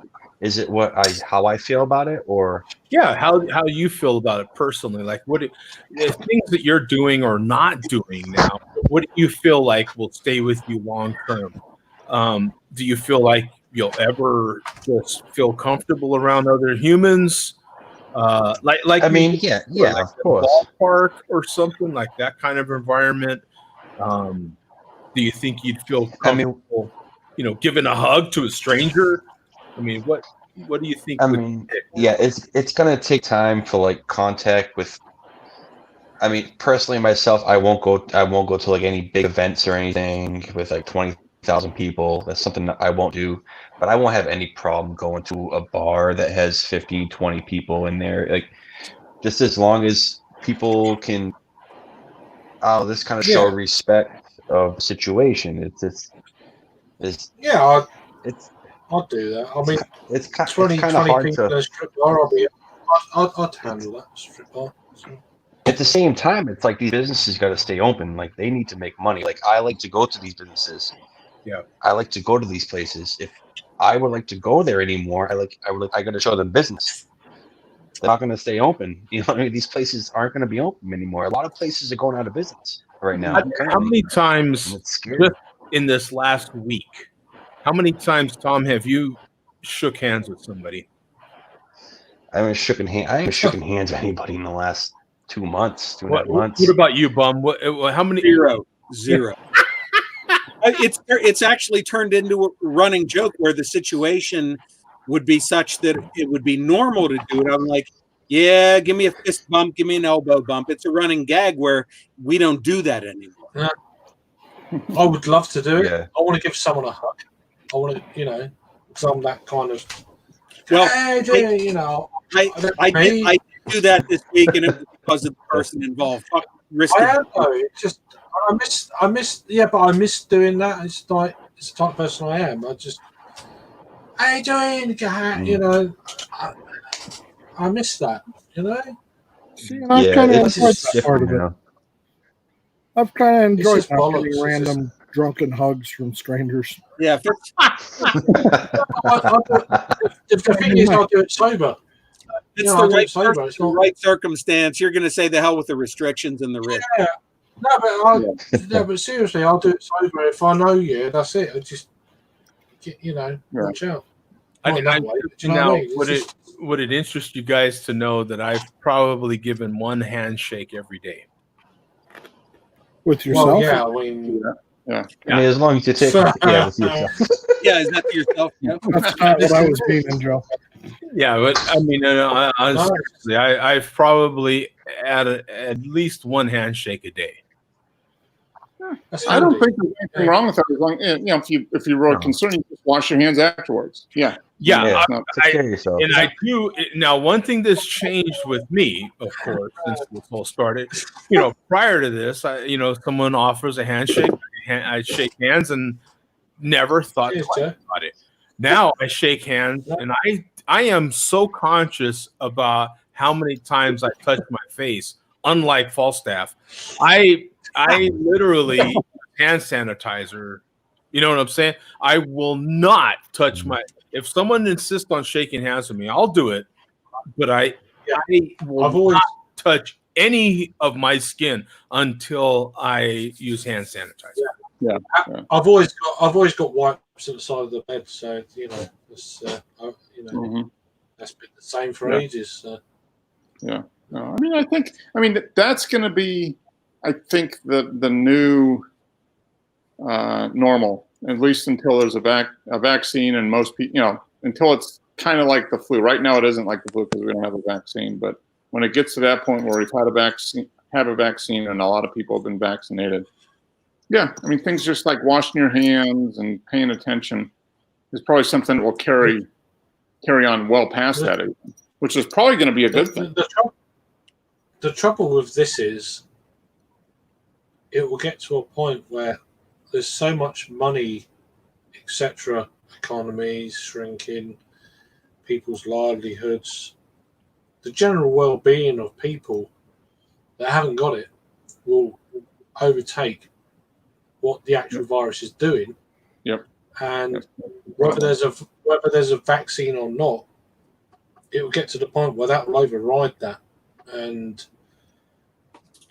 it will become more important than whether there's a vaccine or not. That makes kind of logical sense. No, that makes complete sense. See, that's been the biggest challenge, is that the governments across the world have said, you have to close, Mr. Small Businessman. You can't do it indefinitely because we're locking down the economy.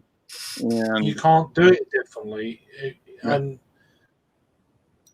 that just it's kind of one of them things that have made. I've always thought this anyway. It's just I'm not a conspiracy theorist. It's something I've thought about for a long time.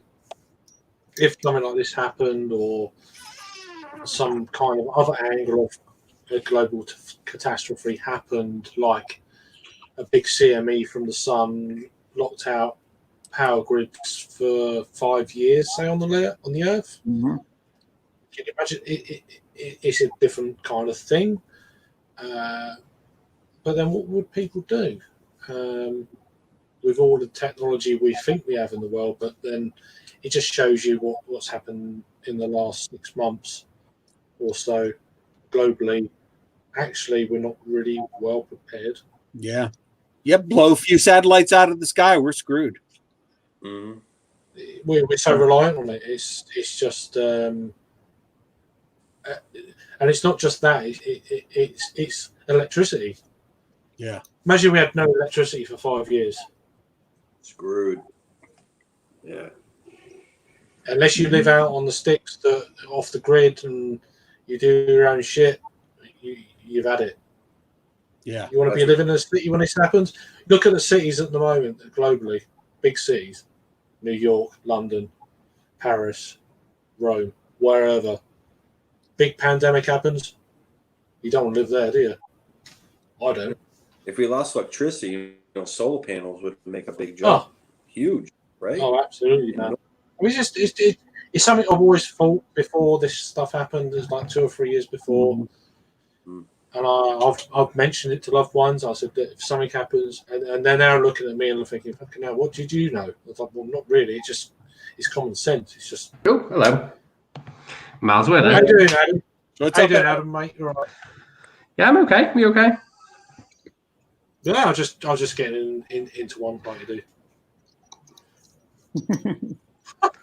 I was miles away there. I was setting up the stream, and I was like, "Oh, okay." And then I was on, and I was like, "Okay."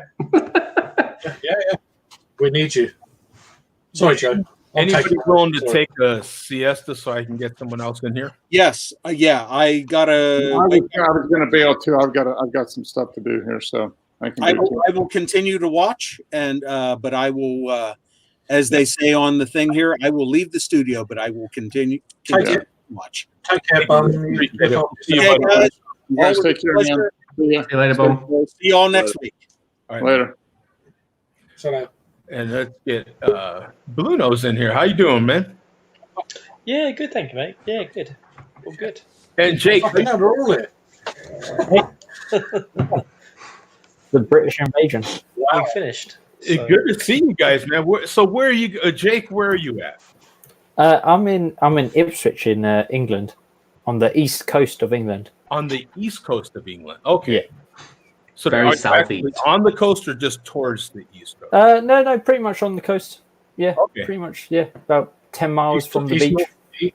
He's north of me. I'm south. Yeah, Craig's southeast, and I'm east. And you're just east. So kind of Middle East is what I'm. Yeah. If you want. But in England, not yeah. And Blue Nose, what's your name and where are you at? I'm Harry, so I'm like South UK? South. I am South. Okay.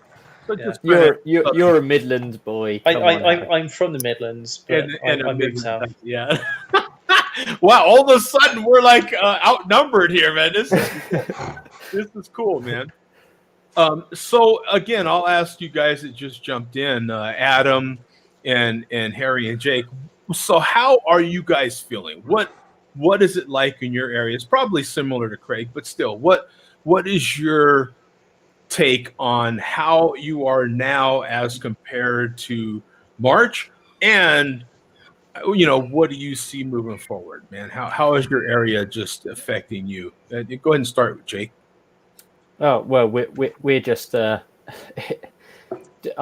got 2 young kids, so we're keeping ourselves to ourselves. I'm not going about trying to mix with anyone, really. It's a crazy, like some people are really raring to get back to the pubs and get back to drinking and get back to doing all that shit, whereas once the pubs are open, I'm not going back to the pubs. I want to make sure my family are safe. So right, yeah, some people are like, they're doing barbecues in their gardens and all this sort of stuff, and I'm not messing with any of that. I've got older family members who are ill, so I'm not going to pass on anything. Or that's how it is. So our government might be saying something where you can they're reducing the lockdown, but for me, I'm maintaining it. And Harry, what's your situation with it? So I'm living here on my own at the moment. I'm just waiting for my girlfriend. She's living in Hong Kong at the moment. I'm waiting for her to get her visa so she can come back to the UK, which should be about a month away, really. So at the moment, it's just me on my own down here. It's a bit difficult. I live in quite a small town as well, so there's only like 9,000 people here. Oh, nothing really happens. It is properly the sticks. So as a result, we're kind of reasonably out of touch with the rest of like the big towns and big cities in terms of what's going on. Perfect. So is there a sort of now being in a smaller town is there a sort of like a safety in that? Like do you feel like a little safer where you're at? Does the community feel that way? I mean, I feel that way because I'm still working. I know loads of people on furlough, so they're obviously getting paid, but for not working and things like that. And we've got lots of people at my workplace at the brewery who are just staying at home getting paid. Fucking wonderful. But like then there's the rest of us who are some of us still have to go to work and stuff like that because we're essential workers making beer.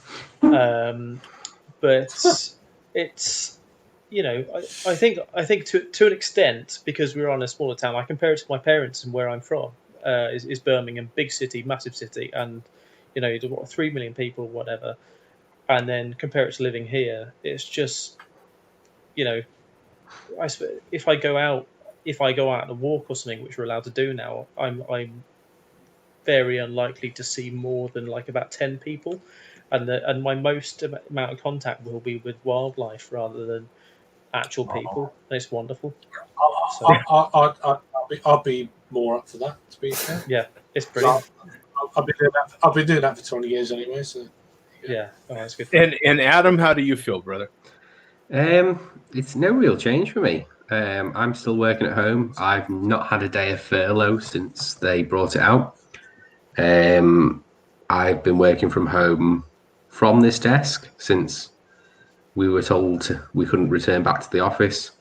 My work have this week spoke about maybe doing 1 out of 6 days in the office until at least September, and then September they'll reassess, and whether we go back in September is however the current situation is, if not 2021. I have to be really careful. My dad has been in remission from cancer for, what is it now, 6 months. So I've got to be super careful around my parents.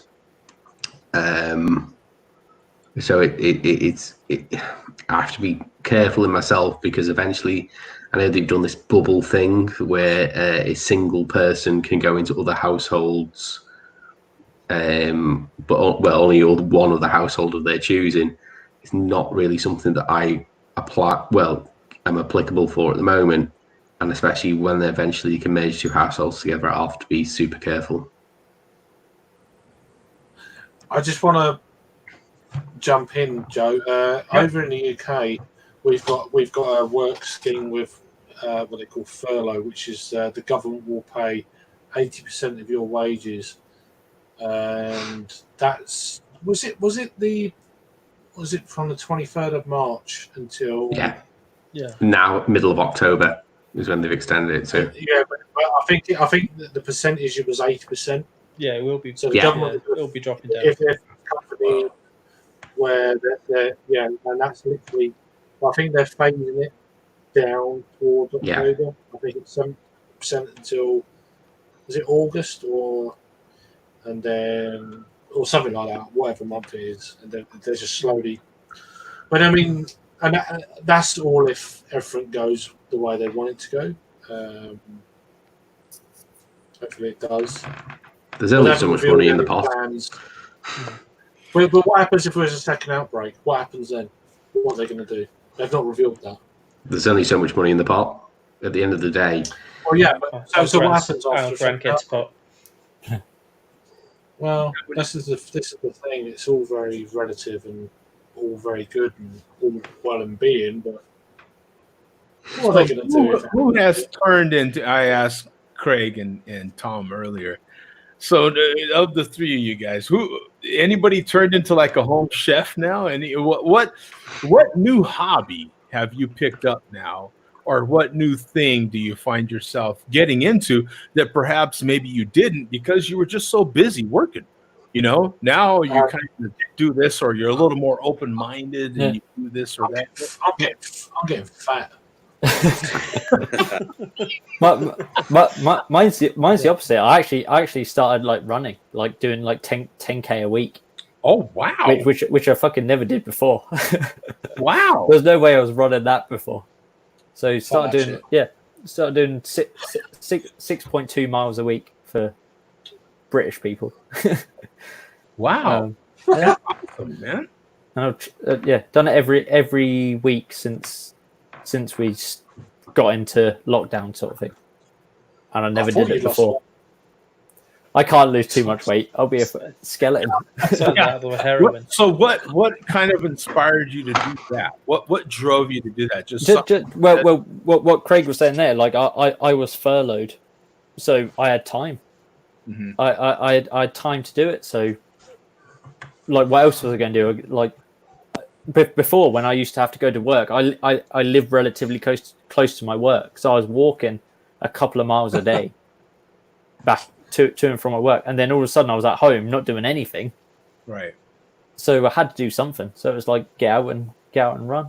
And I know I wouldn't be the sort of person who would do a couple of, like, you do a mile and then you come home. So it's like go out, do 10K and then come home.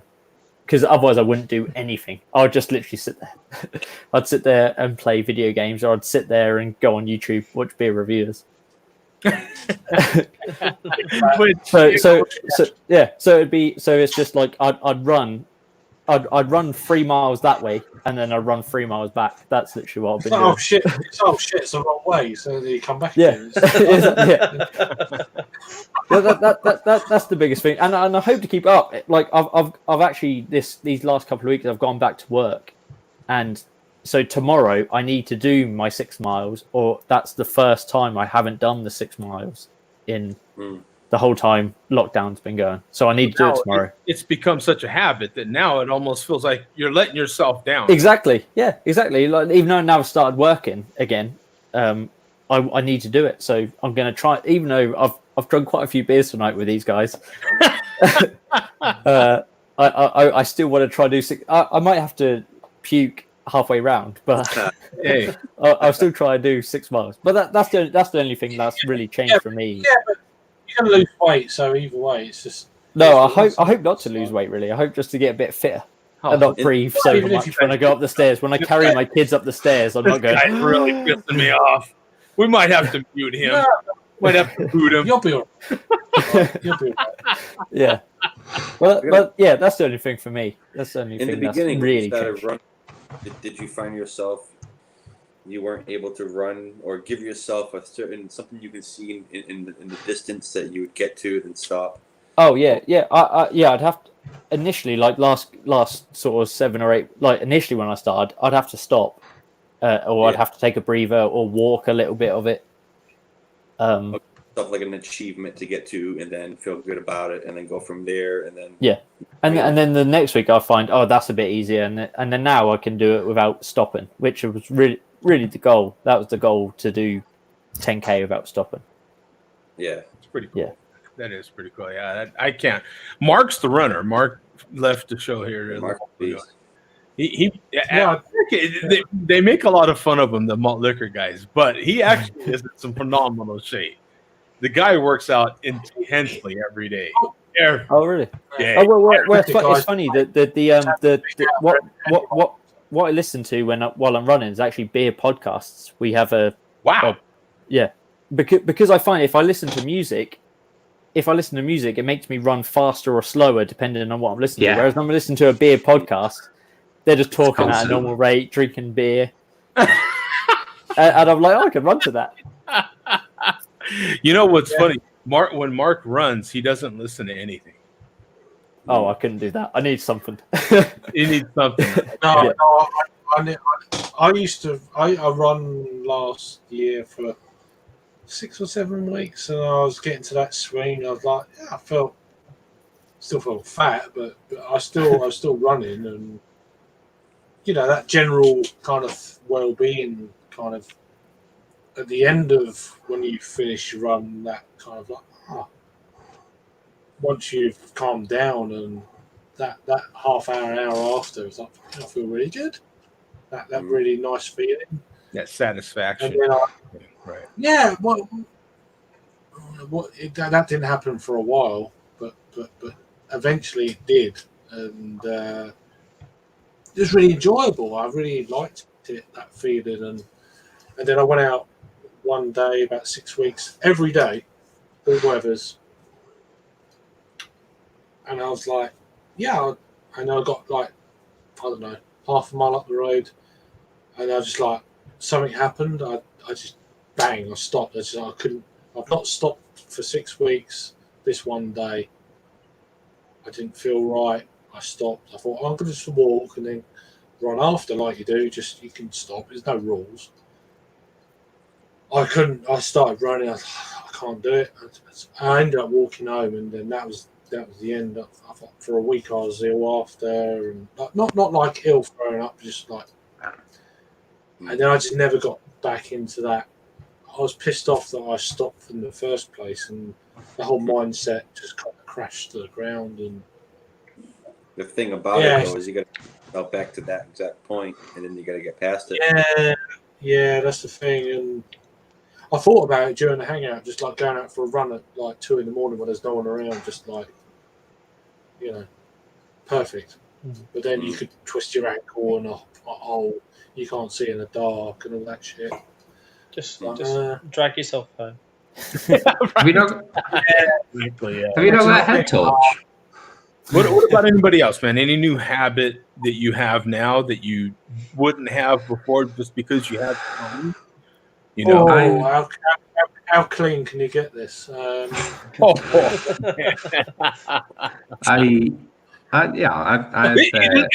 know what? And I'm sorry. Let me pause you guys there. And since we have so many UK guys in here, there's a thing that I've been dying to ask people, because I heard about this quite a while ago, a few years ago, and I have never asked, and I've been meaning to.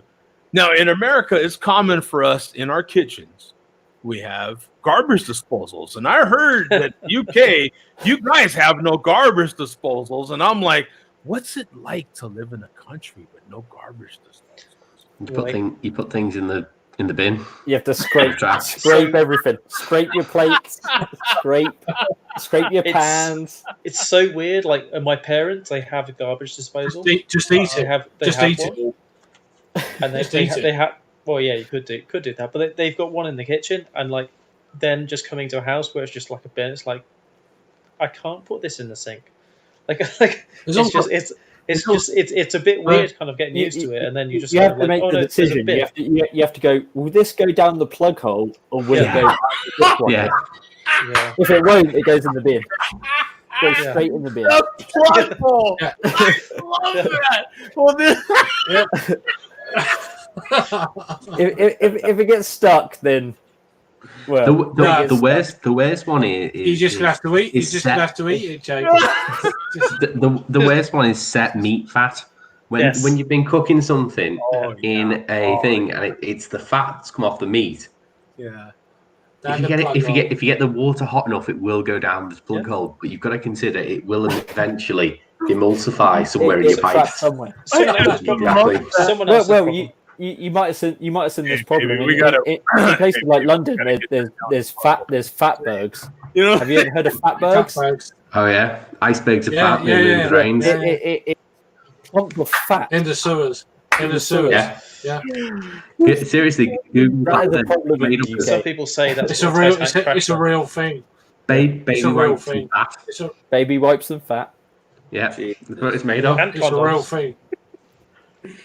Anything you want. Tampons. I have been dying to ask some British guys this from the UK because I heard it. It's been a couple years ago that I heard this, and I'm like, God, I keep forgetting.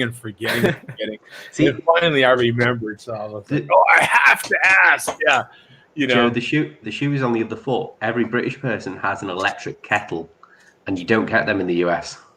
Yeah, no. Don't you? No. Well, it's fucking backwards. Now, what's an electric kettle? Tell it. So in the US, you have stovetop kettles, don't you? Where it sits on your stove. It's a kettle you fill with water. In the UK, we have one where it doesn't need to go on the stove because we've passed that, and you just plug it into the wall, and it will boil the water for you at the flick of a switch. I can show you if you want. Harry's drinking tea right now. Right, and that's because you're a country of tea drinkers, right? Exactly. But I use it for coffee. I'll boil. Oh, we have instant coffee. Yeah. I'm a coffee drinker, so. So do you tea coffee or what? I'll boil it and leave it for a bit. I won't immediately put it over the coffee because I don't want to burn the coffee. But I'll leave it for 5-ish minutes. What? Yeah, should never be boiling hot for coffee. Beautiful for nice French press. I'm familiar. It melts the coffee granules for me, so I don't care. I am a coffee lover, so I am very familiar with an electric kettle because they bring it to temperature and you get proper temperature that way. Instant, man. And so it's pretty quick, yeah. And so that's why I am familiar with it. But and Mark actually has one. Mark has an electric kettle, but there's not a lot of need for it here. You know what I'm saying? I don't know a lot of people that would need one. I have a stovetop one. I next to never used it. Stove. Yeah. I remember as a kid that we used to do that. So. I own a stovetop kettle, but it is in my camping. It's in my camping gear. I only use it on a camping stove. Don't ever use it any other time. Yeah. No, but I like that when you're camping. It's like, let's have a coffee or tea or whatever. And it's like, it's great. Like, when I used to go fishing with my bivvy and bivvy tent and all that sort of thing. I used to love doing that. Yeah, boil. My roughing it is in a hotel somewhere. You know what I'm saying? Like that's my idea of roughing it anymore. Lots of things happen in hotels, so. Oh, you see my point? Yeah, that's my point. Exactly. But to go back to your original question, gardening is the thing that I picked up during. Oh, really? So I don't have a. So have I. So I don't have a So lot have I. of time at the moment because I've not been I should furloughed. do a video of it. I'm actually working more hours than I did now that I was in the office. So generally my weekends are me gardening. What are you growing by any chance? Just maintaining the garden because when we moved, I've been in the property for 18 months and all the bushes and stuff were overgrown and they needed cutting back because they were half dead and stuff like that. So it was nice to see things Yeah, that's good.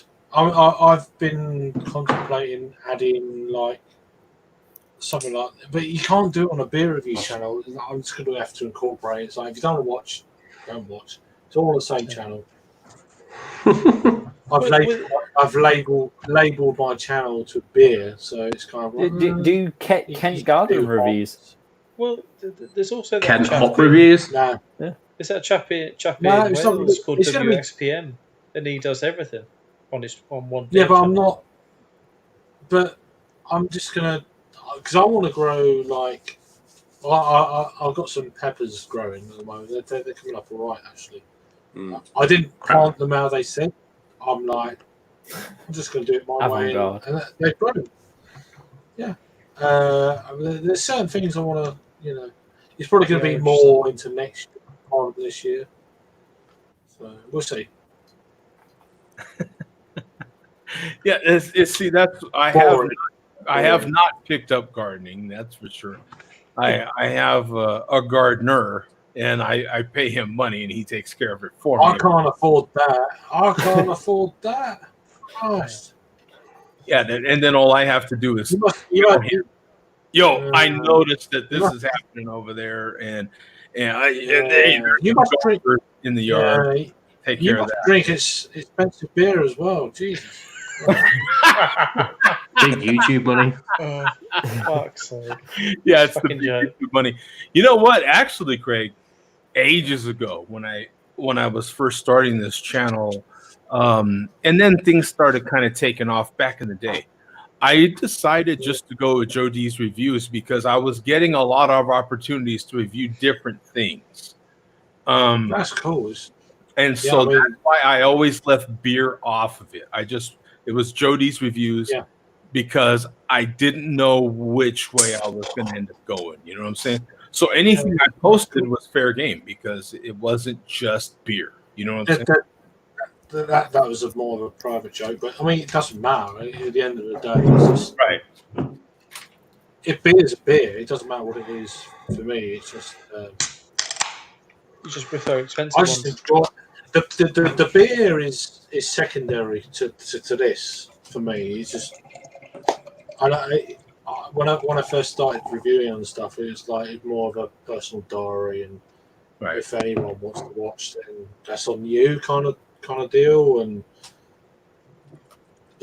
it's all secondary. After about a year or so, it's like, Christ, I've made some really nice friends here. It's just really, and it's just grown from that. It's like this. I never would have met you. Never would have met any of these guys on the screen now.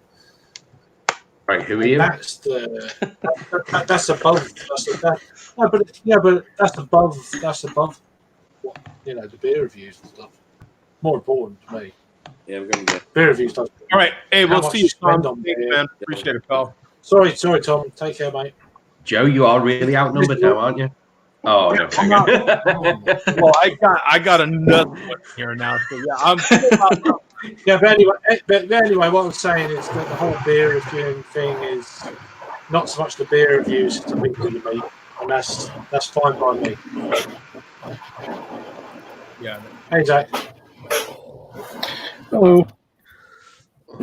Any thoughts, Zach? Well, by the way, what are you having, Craig? You've been doing some incredible reviews. I've been seeing the beers you've been posting. I'm so far behind. Well, I just recently reviewed a few beers, but this has probably been the pick of the bunch. A beer from the Verdant Brewing Company in Cornwall. This is their. How do we get it? Yeah, there you go. Where does the time go? It's a double IPA, 8% ABV, brewed with Strata Idaho 7 Citra Mosaic. Yeah, I got that one pulled up here. Oh my god, what a beer! Oh, is it? Oh. I actually had 2 of these. I've had 2 of these tonight as well. So yay! That explains it. So you got 1,900 ratings on here, 1,700 in the last 30, 8% ABV, no IBUs rated, and a 4.29 bottle cap rating. Man, that is awesome. Yeah, it's got a big check-in rating to the right of that as well. For, comparison to the. Look at that. You got dank aromas of mango, eucalyptus? Eucalyptus. Eucalyptus. Thank you. That's what he said. Coconut, lime, and pine. I didn't get any of that. I reviewed it off the bat. It's definitely pine. I'm drinking another beer now, so it's irrelevant. But it was just a really big, bold beer without actually getting off that. It was thick.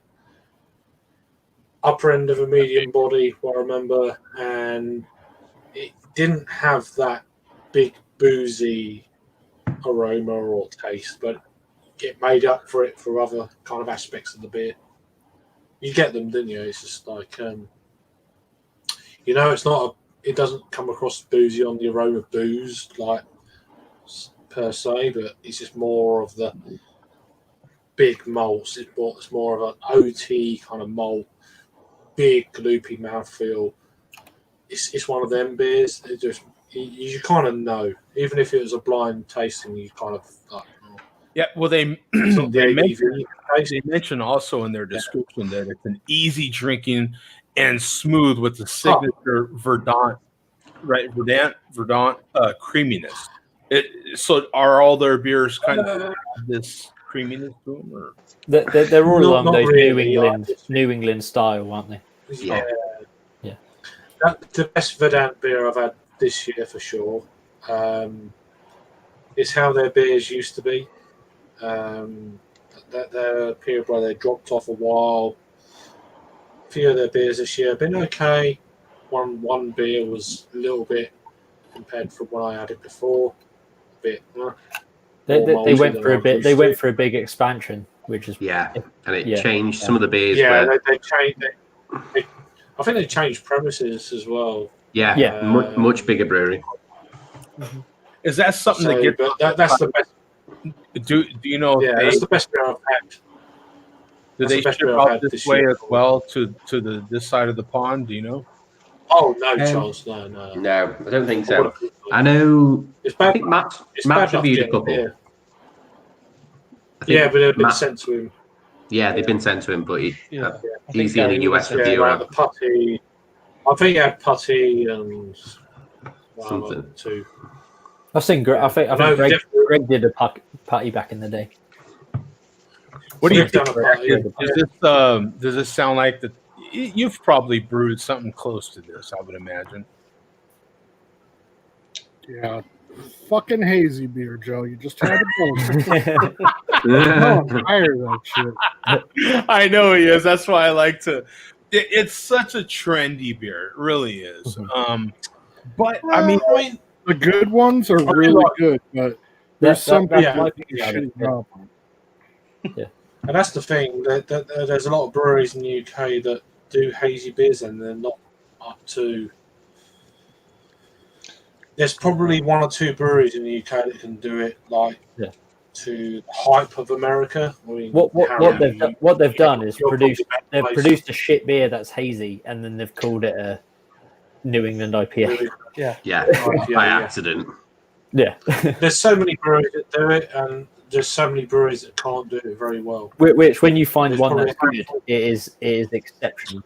When you find one, there's a handful of breweries. There's a handful of breweries in the UK that really do. I think it's very much just on one hand. Harry's the one that has probably experienced more US juice than probably all of us. This side Yeah. of London, at least. Yeah, I mean, well, yeah. Like, I think for us, on our side, I reckon it's only probably Daya. Well, I mean, Daya's like local to me anyway, but like Daya are definitely like US, well, definitely on par with some of the US hype. Definitely hype. Yeah. Yeah. I think Northern Monk could definitely come close on certain few of their beers. Just trying to think of other ones like Would we say Polly's is getting there? Polly's definitely getting there. Well, Cloudwater were Cloudwater. there. Cloudwater were there. I just like more recently. I don't know so much, but like definitely Verdant were there. I've Verdant been so hit and miss recently, but then Yeah. I feel for me that the it's kind of transitioned onto Pressure Drop a little This bit. is good. Pressure This Drop is are good. great. But Verdant and Pressure that's Drop, the closest of their relationship with both breweries owning a single bar in London Yeah. is one of those things where it's difficult. But I've asked this question to one of their members when they came down to a beer tasting. I said, "Do you think your beers have improved since Verdant have collaborated with you with a bar in London?" I asked it. Everyone's like, Yeah. "Oh, like no, it's a controversial subject. It's fucking true. Not really. It's just like I'm asking you. It's just like, yeah. And I'm like, no, I just think we complimented Well, each other. Pressure Drop. To be fair, Pressure Drop were fading into obscurity. Yeah. And then all of a Nobody knew sudden who they they have were. a bar with Verdant, and they make juicy Really New were. England IPA, and all of a sudden Yeah. they're the Brewery one in of the new. London. So Yeah. Pressure Drop are a They're brewery the in comeback London. kings, basically. Yeah, UK exactly. Pressure Yeah. Drop. So let me ask you guys, so when you go to a brewery now, what's it like compared to prior to the pandemic? What's your process You don't. buying beer? We don't. You just You don't. don't. Well, but my experience is you buy beer in these. Yeah, and leave immediately. Yeah. Out of here, really? Yeah, Yeah. you buy beer Yeah. in. If you want to go and get beer from a brewery, and it's plastic cartons with Not pints You of can't beer. stay in a brewery at the I moment. bet Yeah, you that's you can't 32 drink it. ounces, Joe. Huh? That's probably 32 ounces. Do you guys have crowlers over there yet? Oh yeah, Yeah. Some breweries have crowd. Yeah, so it depends Yeah, on their you can get serving thing, but it's Okay. a lot of the breweries who weren't set up for growlers or crowlers, they're kicking their stuff out in stuff They are like now. this, or bagging boxes or 5-litre mini kegs, and all of that sort of thing. But because obviously the pubs are shut, so yeah, pubs and breweries are shut until at least the 4th of July, if not longer. Oh. Yeah, I said that to him earlier, and it's like it's Yeah. beer in bags or mini kegs. Yeah. Just to, and even like really throwing like Daya, the Daya Yeah. Brewing Company, that stuff like them, they're just getting out to places like to me even like Yeah. just. Well, Oh, can you get they're one of the most down hype breweries, and you couldn't get them. And then all of a sudden, in Yeah. lockdown, you can buy them everywhere. You can I get got- it. I- It's because they're not putting in I can kegs. do it online. Yeah. Yeah, They're just because canning obviously everything. they're not doing them in kegs or draft or whatever you want to call it into But pubs because all the pubs are shut. So they're just forcing even more then- of this beer into cans, and they're opening up the market to a degree. Even then, So- it was like their can game. Their keg game wasn't big. They didn't put stuff into kegs massively. Like, I think probably like 100, 200 kegs. Birmingham got loads though. Yeah, Birmingham Birmingham got loads. Something's changed. But they're definitely canning more. They must be canning more than they were before. Surely. Oh, Definitely. They must definitely, be. yeah. Because kegs gone to zero, more or less. But Exactly. they've also bumped up their output. They've also moved to the new kit during lockdown. Okay, So- I didn't know that one. Yeah, they're on like, I think before it was like 10, 15 barrel, which is what litres wise, you're talking 1,600 litres to 2,500 litres. And then now they've gone to, I think it's around about 30 barrels, so it'll be about 5,000 litres, which is my same size as my kit. So that's what they're brewing like every single week. I don't know if they're brewing that for Italian pills and stuff like that, but hopefully. Zach, Zach, what's your capacity brewing? Zach? So we have a 7-barrel brew house, and so we have 5 7-barrel fermenters and 2 20-barrel fermenters. So we brew probably on average about 500 barrels a year. So and that was probably going to be a little higher this year, but we'll kind of see where that goes now. Yeah. We were doing. We probably would have hit about 200 this quarter if we didn't have the virus. So I think we were more on track for about 600 to 800 this year.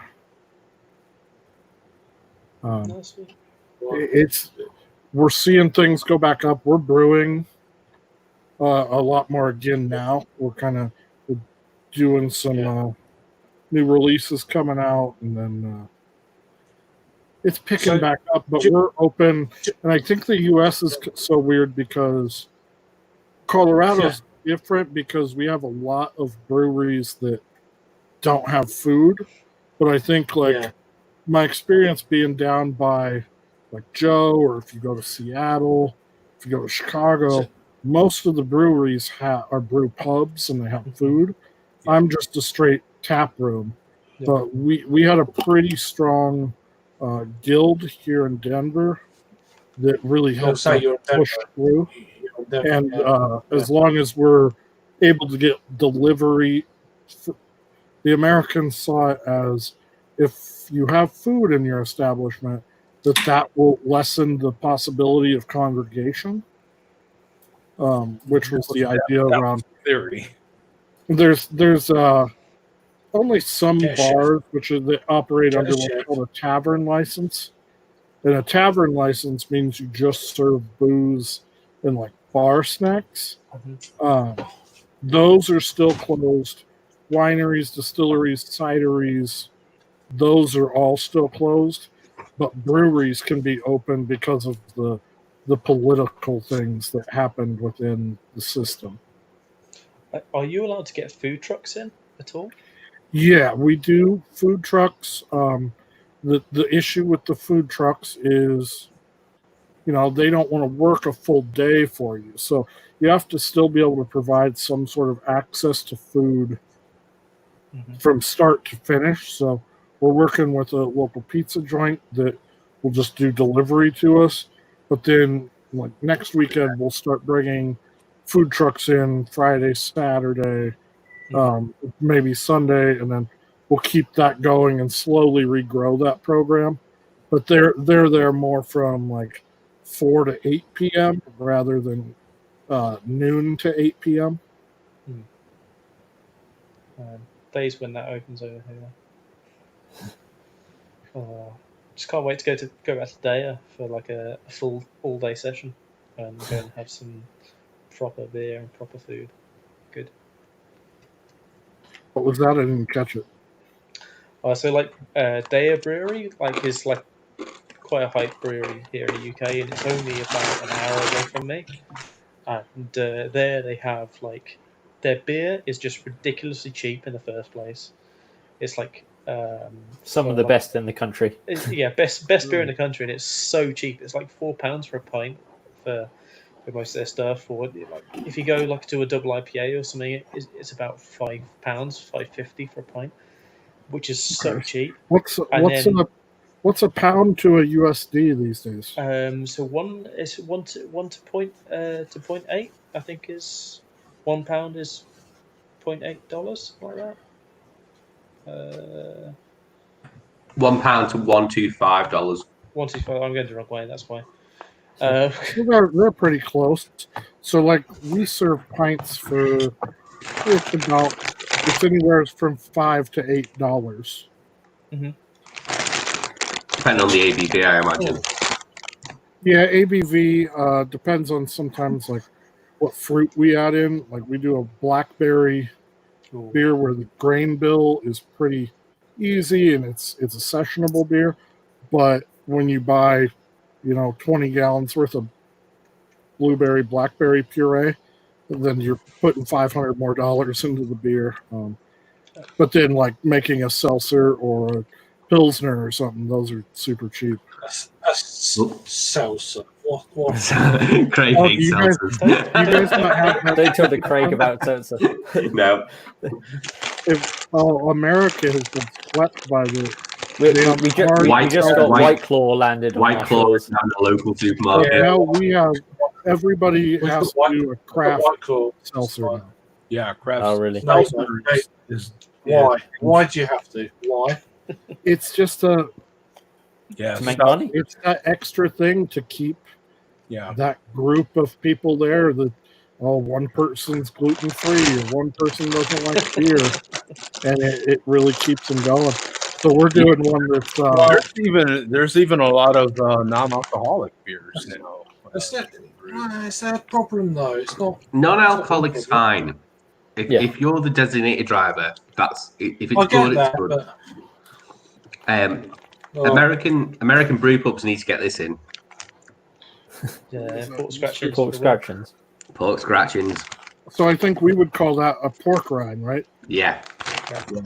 I got drunk and did some Amazon shopping last week and bought a 30-pack of microwavable pork rinds. Oh, not microwave. No, you want them. They're horrible, but they're salty and good. Microwavable now. You want them proper Fresh. dry. You want Fresh. dry. Look at that. Wait, you say fresh, Adam. They're not fresh, they're not are they? Fresh and hairy. I've made fresh. I made them fresh. Not these, but I have in the past. No, that's skanky. That's just Your pork skin, you score it, you flavour it, you salt it. Leave the hair on. Yeah. Oh yeah, the hair is the best bit. The hair is the best bit. Come on now. Come on now. The hair's lucky. No, I thought it was I thought it was crackling. But It's cracking. It's one of my favorite snacks. It's cracking. No, you can have that. No, Look, these sorry, look at that. man, the Cheez-It Snap. Boom. These Look at that right now. I'll give that a bash. You got to get those Tabasco Cheez-Its, Joe. The Tabasco ones. Yeah, I've had those. Those are good. Yeah. Well, they're a good end of the night snack for when you've had a few beers. It's like, Now, our Portuguese friend, he likes to have big bowls of snails, and I'm like, no bueno, bro. Yes. Craig knows some Portuguese stuff. Yeah, Craig's wife's Portuguese. Yeah. Well, my missus is Portuguese, but snails, really? Okay. I thought it was more Spanish. But whatever. They throw back them snails apparently over there. You can have no. No, well, they're nice in garlic and butter. Oh yeah, no! I don't eat like bugs. escargot. I don't eat bugs. Period. Done. No, don't eat bugs. No. If I'm hungry, I eat anything. I don't care. I mean, what about shrimp or prawns? Technically, no, they're sea bugs to me. I don't eat bugs. If it has it look, my theory on you don't like crustaceans. Water. No, if it crawls, I ain't eating it. That's the way it works, son. No, that's the flap. Fair enough. If it flaps the mouth. Yeah. So you don't like steak. Like crawl, no bueno. No bueno. You don't like steak. You don't eat steak, no? If the crawls has a hard shell and antenna, that's called a bug. It's what about like calamari and octopus? Yeah, no, you can have it. I love that stuff. I can't hear shit. No, I'm not a fan of calamari. I've had it. I just don't like it. But it's one of those things. If someone cooks it properly, where it doesn't turn rubbery, calamari is lovely. I've had it in Spain. I prefer onion rings. Your opinion is invalid. It's all right. Yeah. If someone cooks it properly, it's a bit like onion rings. If someone cooks it too much, it's not like onion rings. But I'm one of the people who likes offal, so I like. I love haggis. I love haggis. I love black haggis pudding. Is brilliant. Haggis and black pudding are brilliant. I love black pudding. I just don't know what's going on. Haggis is Oh, exceptional. Calamari costs a few quid. Joe's struggling with all sometimes. Bringing it back to beer. Haggis and calamari. That's what I love. Yeah. Bringing it back to beer. Okay, listen to the Ollie's. Haggis. What? Okay, Ollie's didn't like it, either, mate. Haggis. Oh, that's just We're ruining the stream here. I am. Anyway.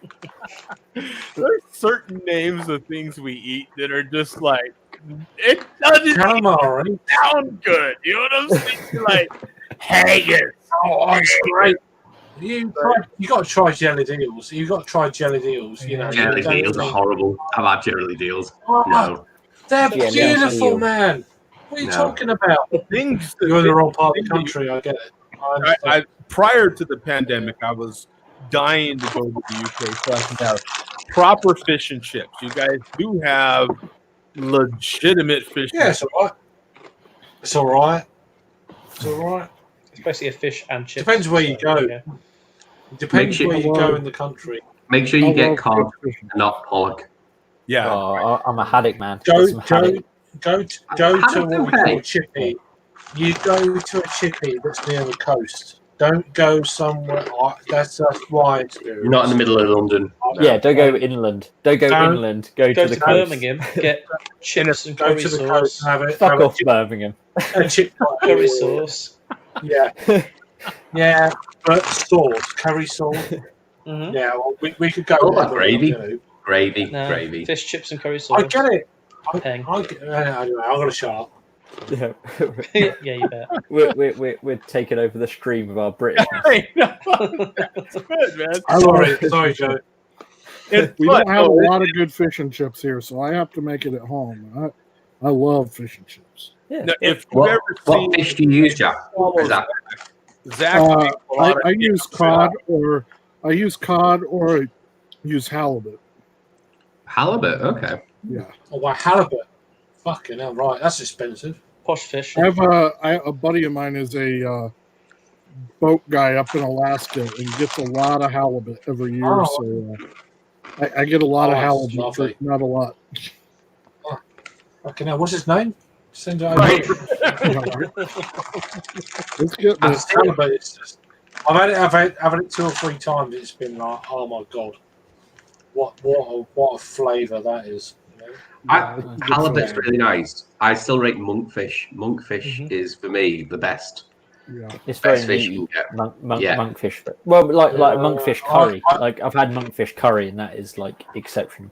Prefer Belgian monkfish. I like sea bass. Preface. I'm actually a vegetarian. Oh, okay, that makes sense. It would surprise you. Yeah. Now, see, I eat animals that eat a lot of vegetables, so I consider myself vegetarian. See, now that that's how it works. Like, Okay. But I eat animals that eat a lot of vegetables. So I'm curious, Joe. I like We've that. gone I like through that this too. before. Joe, I've went through you got to pick one. I want to hear what the across the pond has to say. You have to get rid of one for the rest of your life. Pizza, wings, burgers, tacos. Wings. Easy. Wings. Tacos. Yeah. Wings. Tacos. Love Yeah, tacos. if Wings. one of those, I think I got to get rid of wings. Yeah. Most of the time, wings are disappointing. They're Yeah, I either want not wings enough to be meat, done so they're badly. not enough seasoning. I want substance. thigh I want instead. tacos. Tacos is like, yeah. Mm-mm. I always maintain even shit pizza is Still good. better than anything else. Yeah. And tacos, you can have so many. You can have beef tacos. You can have fish tacos. You can have chicken tacos.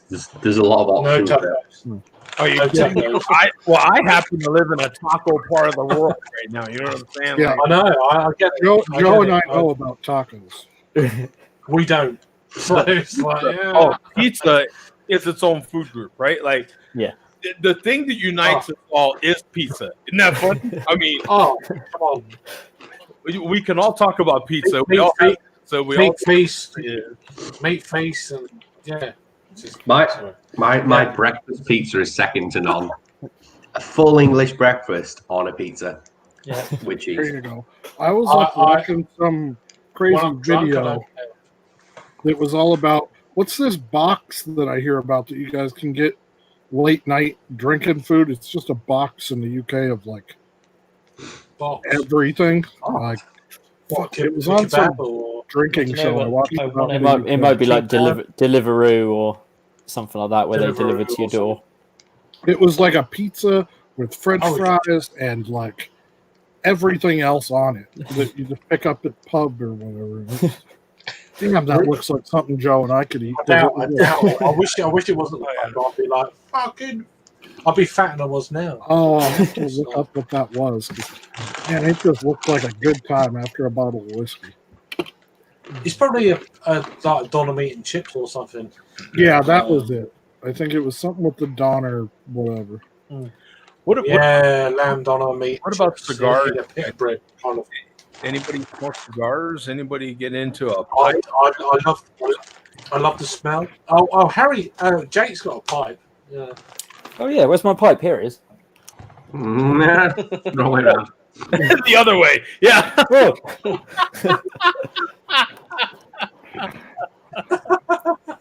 No, Yeah, he's never had it. I did get into cigars like a couple of years back, but then I stopped because it was a me too. Yeah, bit of a slippery slope. But I've still got a few that I'm keeping sort of sealed and breaking out for special occasions. Yeah. Right. I smoke at least twice a week. We'll wait till you guys come up, and I'll take you to the cigar bar in Liverpool, where it's in a basement. It has air conditioning, so you can smoke. Do I serve beer? Yeah. Beer. Oh, I'll go there. Various whiskies, like different aged whiskies, and it's a air conditioned basement. So you're legally allowed to smoke inside because of the air conditioning system that they have. It's like shisha lounges, how they get around it. Yeah. Yeah, pretty much. But they have like literally every cigar you could think of. Yeah. I don't smoke, but I love the smell of this. Like when you get that. Yeah. Every like New Year's, I'll break out like a nice cigar. I just love that aroma. Have half of it, cough a bit, and then put it out. Yeah, it's just a rich kind of tobacco you get. That aroma. It's like, oh, what a smell! But I also like the smell of freshly burnt tar in the road, and it's kind of that Do you know what I mean? It's that. Kind of essentially, it is freshly burnt tar. You shouldn't be smelling this, but it's really I good. reviewed some cigars, and a couple years back, like Jake was saying, I was trying to get into it, and I had two cigar makers keeping an eye on me to see if I was going to keep it up. They were going to start sending me some cigars to review, but I did review some, and it is funny to give these descriptions of your experience in the first third and then the middle third and the last third of getting manure and getting but it's cigars are a very interesting thing. What I like about them is they just force you to calm down, to just you're going to be there for a minimum of a half hour. You're going to be there. It lets you stump them out and light them later. Yeah, well, sure. Yeah, I mean, but that's never as good though. Yeah, it's not. But I often, if a wedding or a birthday, I will be out with cigarette smokers. So for me, they'll smoke the cigarette a lot quicker than I'll smoke a cigar. Cigarettes are 7 minutes. Yeah, you don't want to be left on your own, so I'll often stump it out and smoke it the other half later on. Yeah, well, that's the difference between, one of the differences between cigarette smokers and cigar smokers is you're actually inhaling it. I mean, and they're quick smokes. Cigars. That's exactly my point. It just force you to slow down. Real good. It's one of the times when I do prefer to at least have one double shot of some whiskey. You know what I'm saying? Whether it be a good bourbon just whatever it may be. But I want something, darker in my glass. And then maybe I'll move to a barley wine or something like that, or a really good imperial stout. But that's what I enjoy about. And there's tons here in Phoenix. There are so many cigar shops here. Arizona has very friendly tobacco laws. Yeah, there's a lot. I'm not worried about that. I want to go there for the beer. I'm not. So I'm one of the I just wanna get interesting out. ones that I just I wanna get out of the actually house. started cigars before I got into the beer industry. About 13 years ago, when I got out of high school, I started a cigar blog, and that translated and got really good, but that slowly worked into cigars, whiskey, and beer, and there was more opportunities in the beer. But I was doing cigar reviews about 13 years ago, just on a blog, and that was a lot of fun. Well, Zach was the one giving me tips when I was getting into. Yeah, you were still in New Mexico, I think, kind of. Yeah. So did it go up in smoke or? That's a terrible joke. What is your view, Zach, on Guatemalan?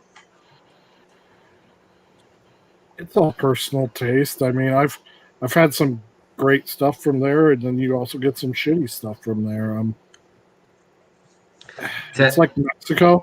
I think we have a lot of issues with the Mexico cigars that we get. Like, I've had great Mexican tobacco, but then some of it's just junk. I'd say out of all the stuff, Nicaragua is probably my favorite. I just like Nicaraguan tobacco the most. We don't get any Mexican cigars over here. When I've gone to purchase, the options are Cuban, Nicaraguan, or Guatemalan, and the price point. We don't get any Cubans. Very different. We can't have Cubans. Obviously with the embargo. Right.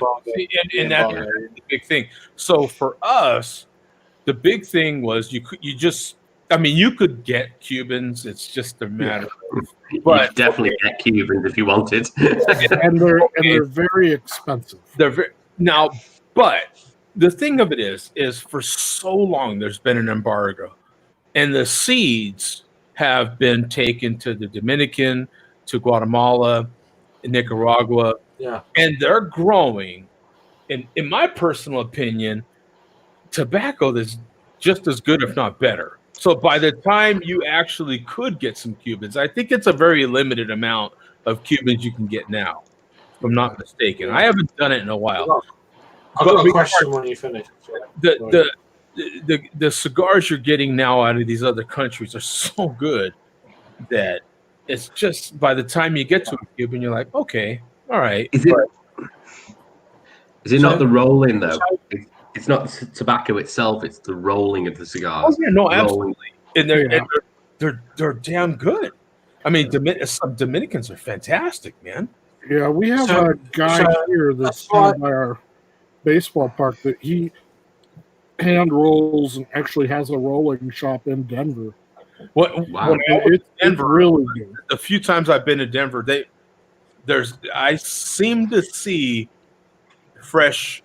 There seems to be tobacco rolling things and stuff going on whenever I'm there. At least it seems like. Yeah, I think we have a pretty good convention city, but I mean, Connecticut grows a lot of great tobacco out here. I've liked some of the Brazilian stuff because I like a darker, I like spicy, like real full-bodied things. Beer. Can I ask, in the US though, so this whole, I don't know what happened with the Obama administration. So obviously, going by what you're saying, the Cuban cigars obviously didn't, because I don't know what happened with the old administration with the Obama sort of thing with Cuba. Lots of things were relaxed, but obviously it wasn't cigars, I guess. I don't know. Enlighten me. I quit kind of really enthusiastically buying cigars when I moved here. I would buy one occasionally. It just kind of fizzled for me when I left New Mexico. So I really don't know. You could get a Cuban. There were plenty of people that I know that were starting to, Obama had loosened things up. So there was plenty of people that were going, and you could bring back a certain amount. It was a small amount, but you could bring back a certain amount. But as I say, man, this has been going on for decades. So yeah, absolutely. Yeah, I just wonder and what the changed. maturation of a lot of the tobacco growers in these other countries are so good that by the time you had real good fresh Cubans, it was kind of no big deal, and you were like, the ones that we can get all the time from these other countries are phenomenal. So, Yeah, I was just curious whether these changes affected what you and then we've got whole parts of our country that grow amazing tobacco as well. So you're mixing some of this tobacco, and it's that's tough. interesting. For me, for a neutral, it's like, oh, that's interesting. Now, from that aspect, I don't recall like a lot of tobacco in your country. Is there actually native tobaccos that are grown there? There's not, is there? Yeah, you can't grow tobacco here. Yeah, way too cold. Now, see, tobacco. Now, to get to the roots of tobacco, now tobacco is related to tomato, right? So if you can grow tomato. I love tomatoes.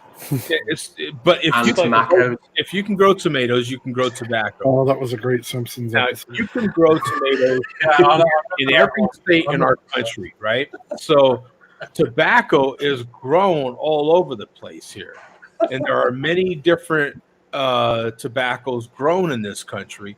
And so, certain parts of our country have really good tobacco as it is. You know what I'm saying? So and it becomes this mixture of different cigars that are rolled in particular ways, and some of them are phenomenal. Well, it's kind of, you can almost get into the conversation as long with beer malting. I think agriculture has so much to do with beer malting to where we still buy a lot of our malt from the UK just because I like what Simpsons does. Simpsons makes a lot of good malt, and they make a hell of a great whiskey. And then there's a lot of good American malts as well, but the heritage and some of the older ways of malting, I think, kind of authenticate certain things. There's certain German maltsters that I think they have a certain way of making that malt what it needs to be for those styles, whereas I think us American agriculture is very geared towards covering all the bases. It's more of a well-rounded generic thing that you can dedicate to almost any style, whereas if you go over to Europe, things are very tailored to years and centuries of process. Well, that's an interesting thing you say there about like malt in particular. We get over here, we import a lot of American hops, but you never hear of us importing American malt or anything like that. So it's almost like the crossover, isn't it? So it's like you import UK malt, but we get a shitload of American hops over here because our Fuggles doesn't quite compare. I still use a lot of Fuggles, and I still buy my Magnum from the UK. Yeah. All right. Well, like certain things like that, but wasn't it?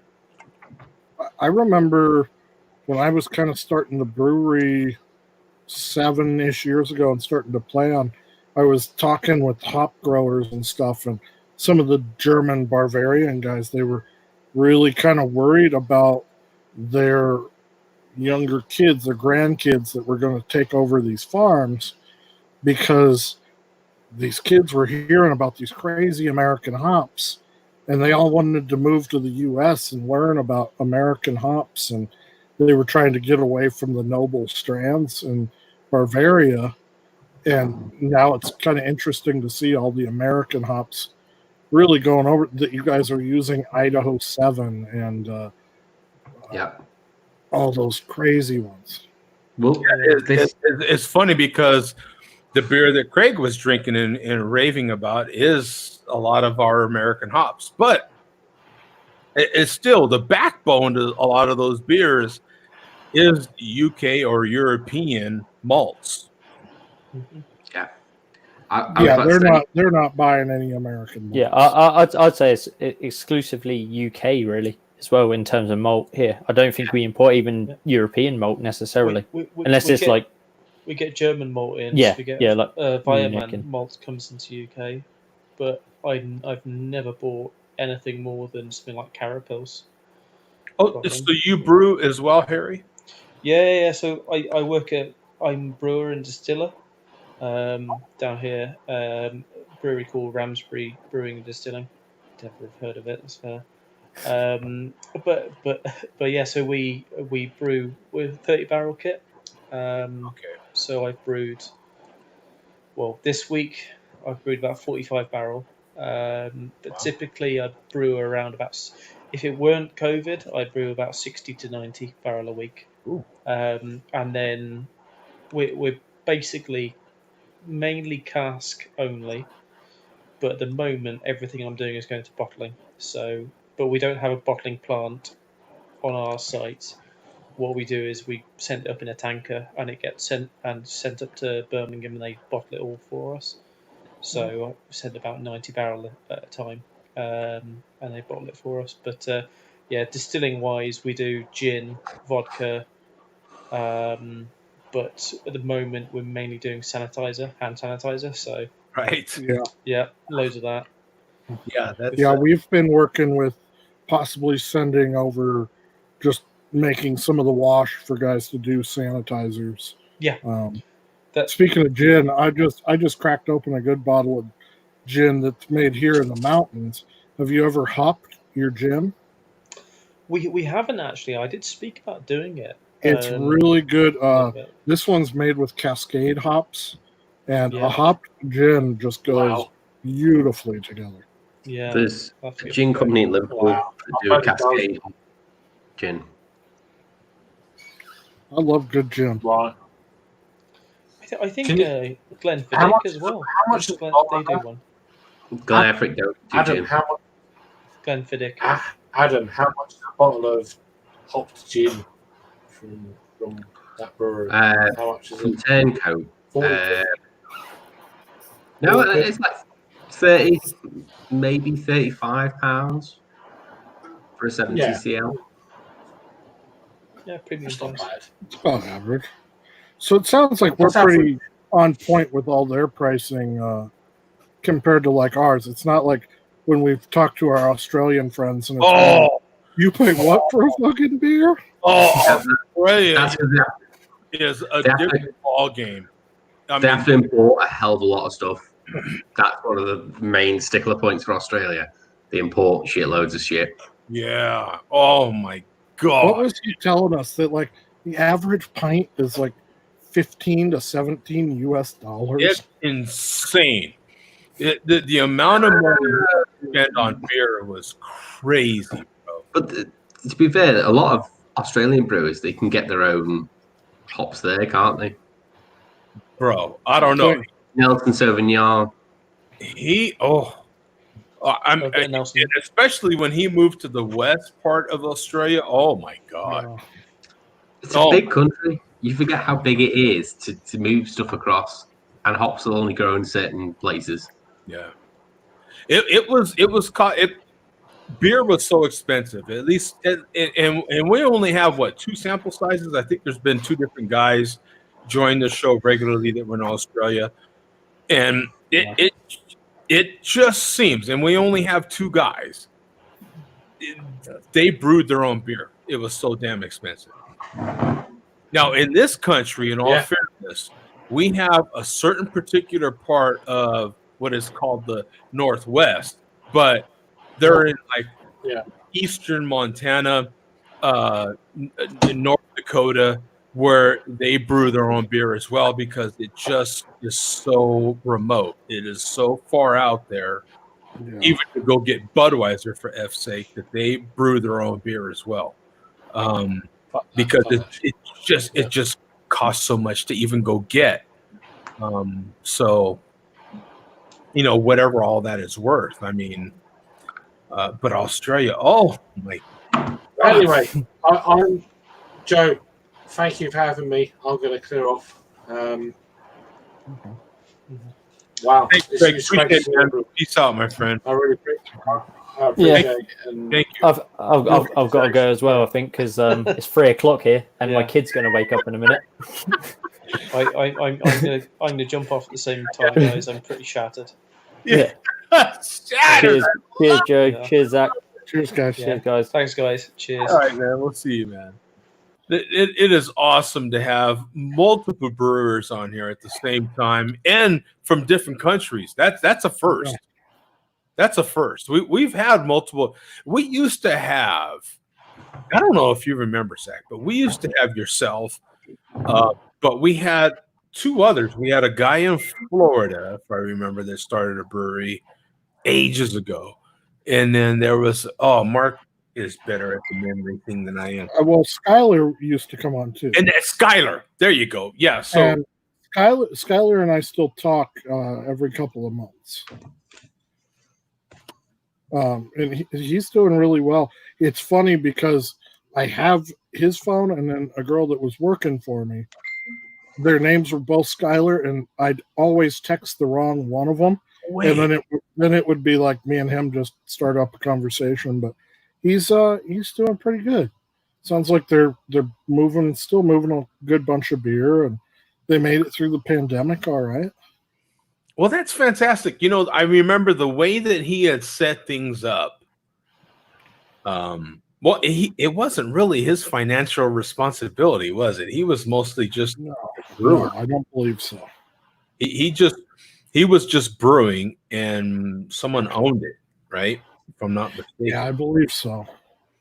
But in any case, if I remember right, they had initially set it up as just sending kegs out. Like that was literally their business plan, if I remember right. Yeah, they were just production. I think they have a tap room now. I don't know if they have food in there. I think you're right. I think you're right.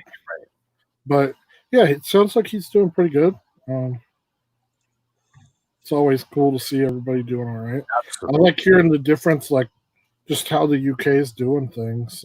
Yeah, makes me a little curious about how we're doing things. I'm always wondering. I'm hoping the next 2 weeks to a month don't turn into a complete fucking disaster. But none of us know, right? Like all bets are off until November. Yeah, you're just waiting and waiting and waiting. And oh yeah, by the way, we're in an election year here in America.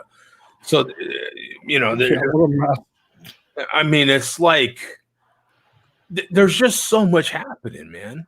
And we're all like this. We're all with that shrug shoulder emoji, like, yo. Well, that's what I was telling you. I think that's where the harder work has came from. It's not that my workload is really higher, or it's not this and that. It's just every time you get something trying to kind of figure it out, you're having to change it, or you're not sure. Okay, am I going to be doing the same thing next week? How do you deal with that?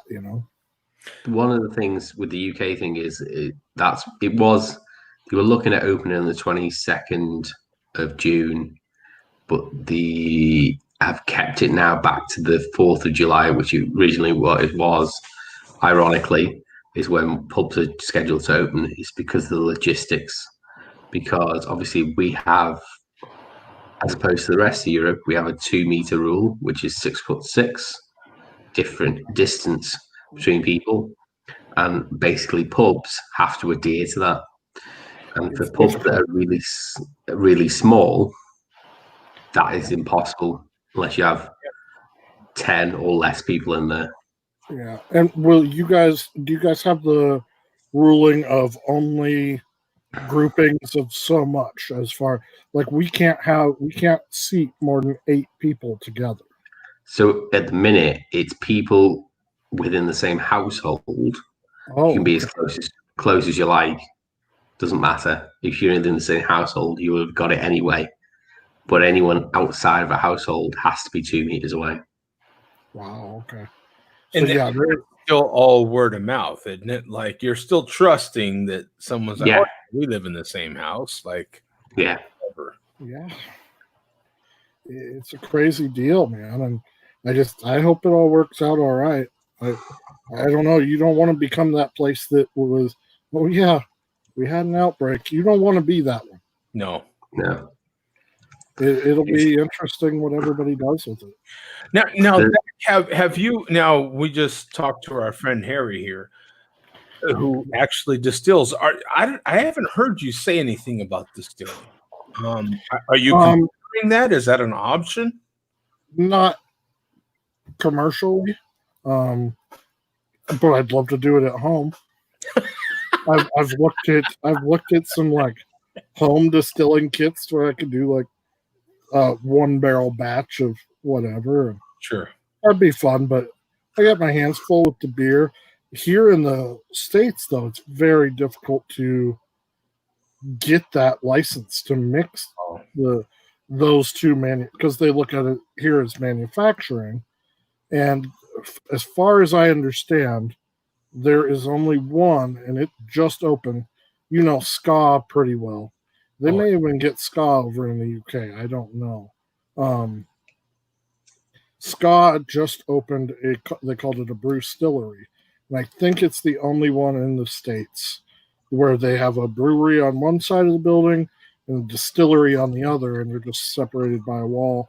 And then there's a restaurant kind of in the middle. As far as I understand it, the law in the UK is alcohol full stop. It's an alcohol distribution license. However, with the chemicals required to distill, you have to have a separate license for the ethanol. Okay. As far as I understand it. So that obviously it ends up being you have to have 2 different licenses to do anything over a certain ABV. That, as far as I understand it, the brewery and distillery that Harry works at is a massive farm estate, which is how they do it. Oh, okay. They do like they do meat and stuff as well from a whole farm estate.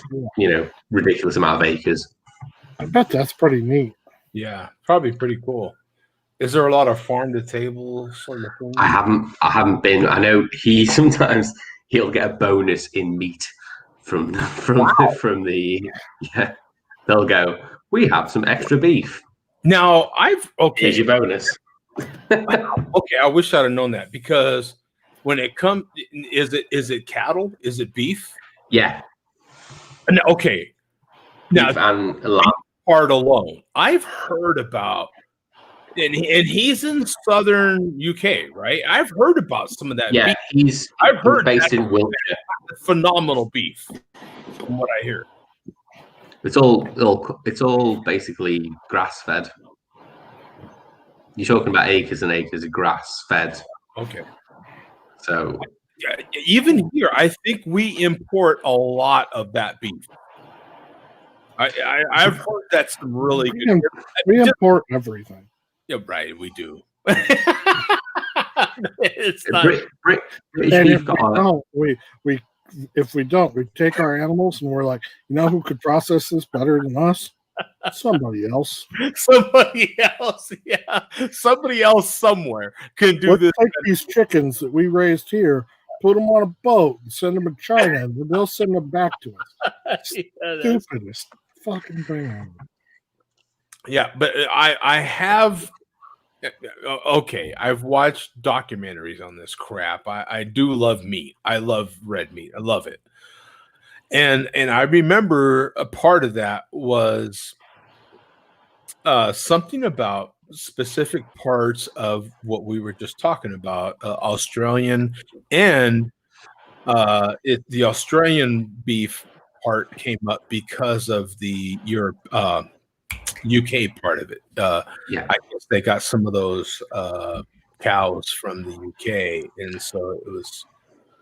And I thought it was southern UK specifically. You've got a thing in which happened like sort of the 1800s in the UK called the Agricultural Revolution, and basically they bred cattle to become the best meat delivery system that you could get, and you basically breed select areas of what you wanted in a cattle, and you breed it through and breed it through and breed it through until you got the ultimate cow that would deliver the best lean beef. And that happened in the agricultural revolution. So you've got those breeds still alive today. They have defects because that's what happens when you inbreed. You get defects, but they're bred specifically for beef. And that's why you have differences between beef and dairy cattle. Yeah. Pretty cool, man. Well, we better close this out, man. Thank you, Adam, for jumping in. No worries. So late, man. I really appreciate it, my friend. Zach, as always, thank you. Everybody in the chat, man. Vega was with us for. I mean, God, there's so many. Havana was with us for quite a while. There was a lot of people in the chat today. Thank you, guys. Appreciate everybody, man. We're out of here today. We'll see you next week, man. Next Saturday, 7 p.m. Eastern, right here on YouTube. We'll see you, man. Peace out. See you guys. Oh, yeah. Facebook. YouTube and Facebook. I'll see you, man. Peace out. Awesome.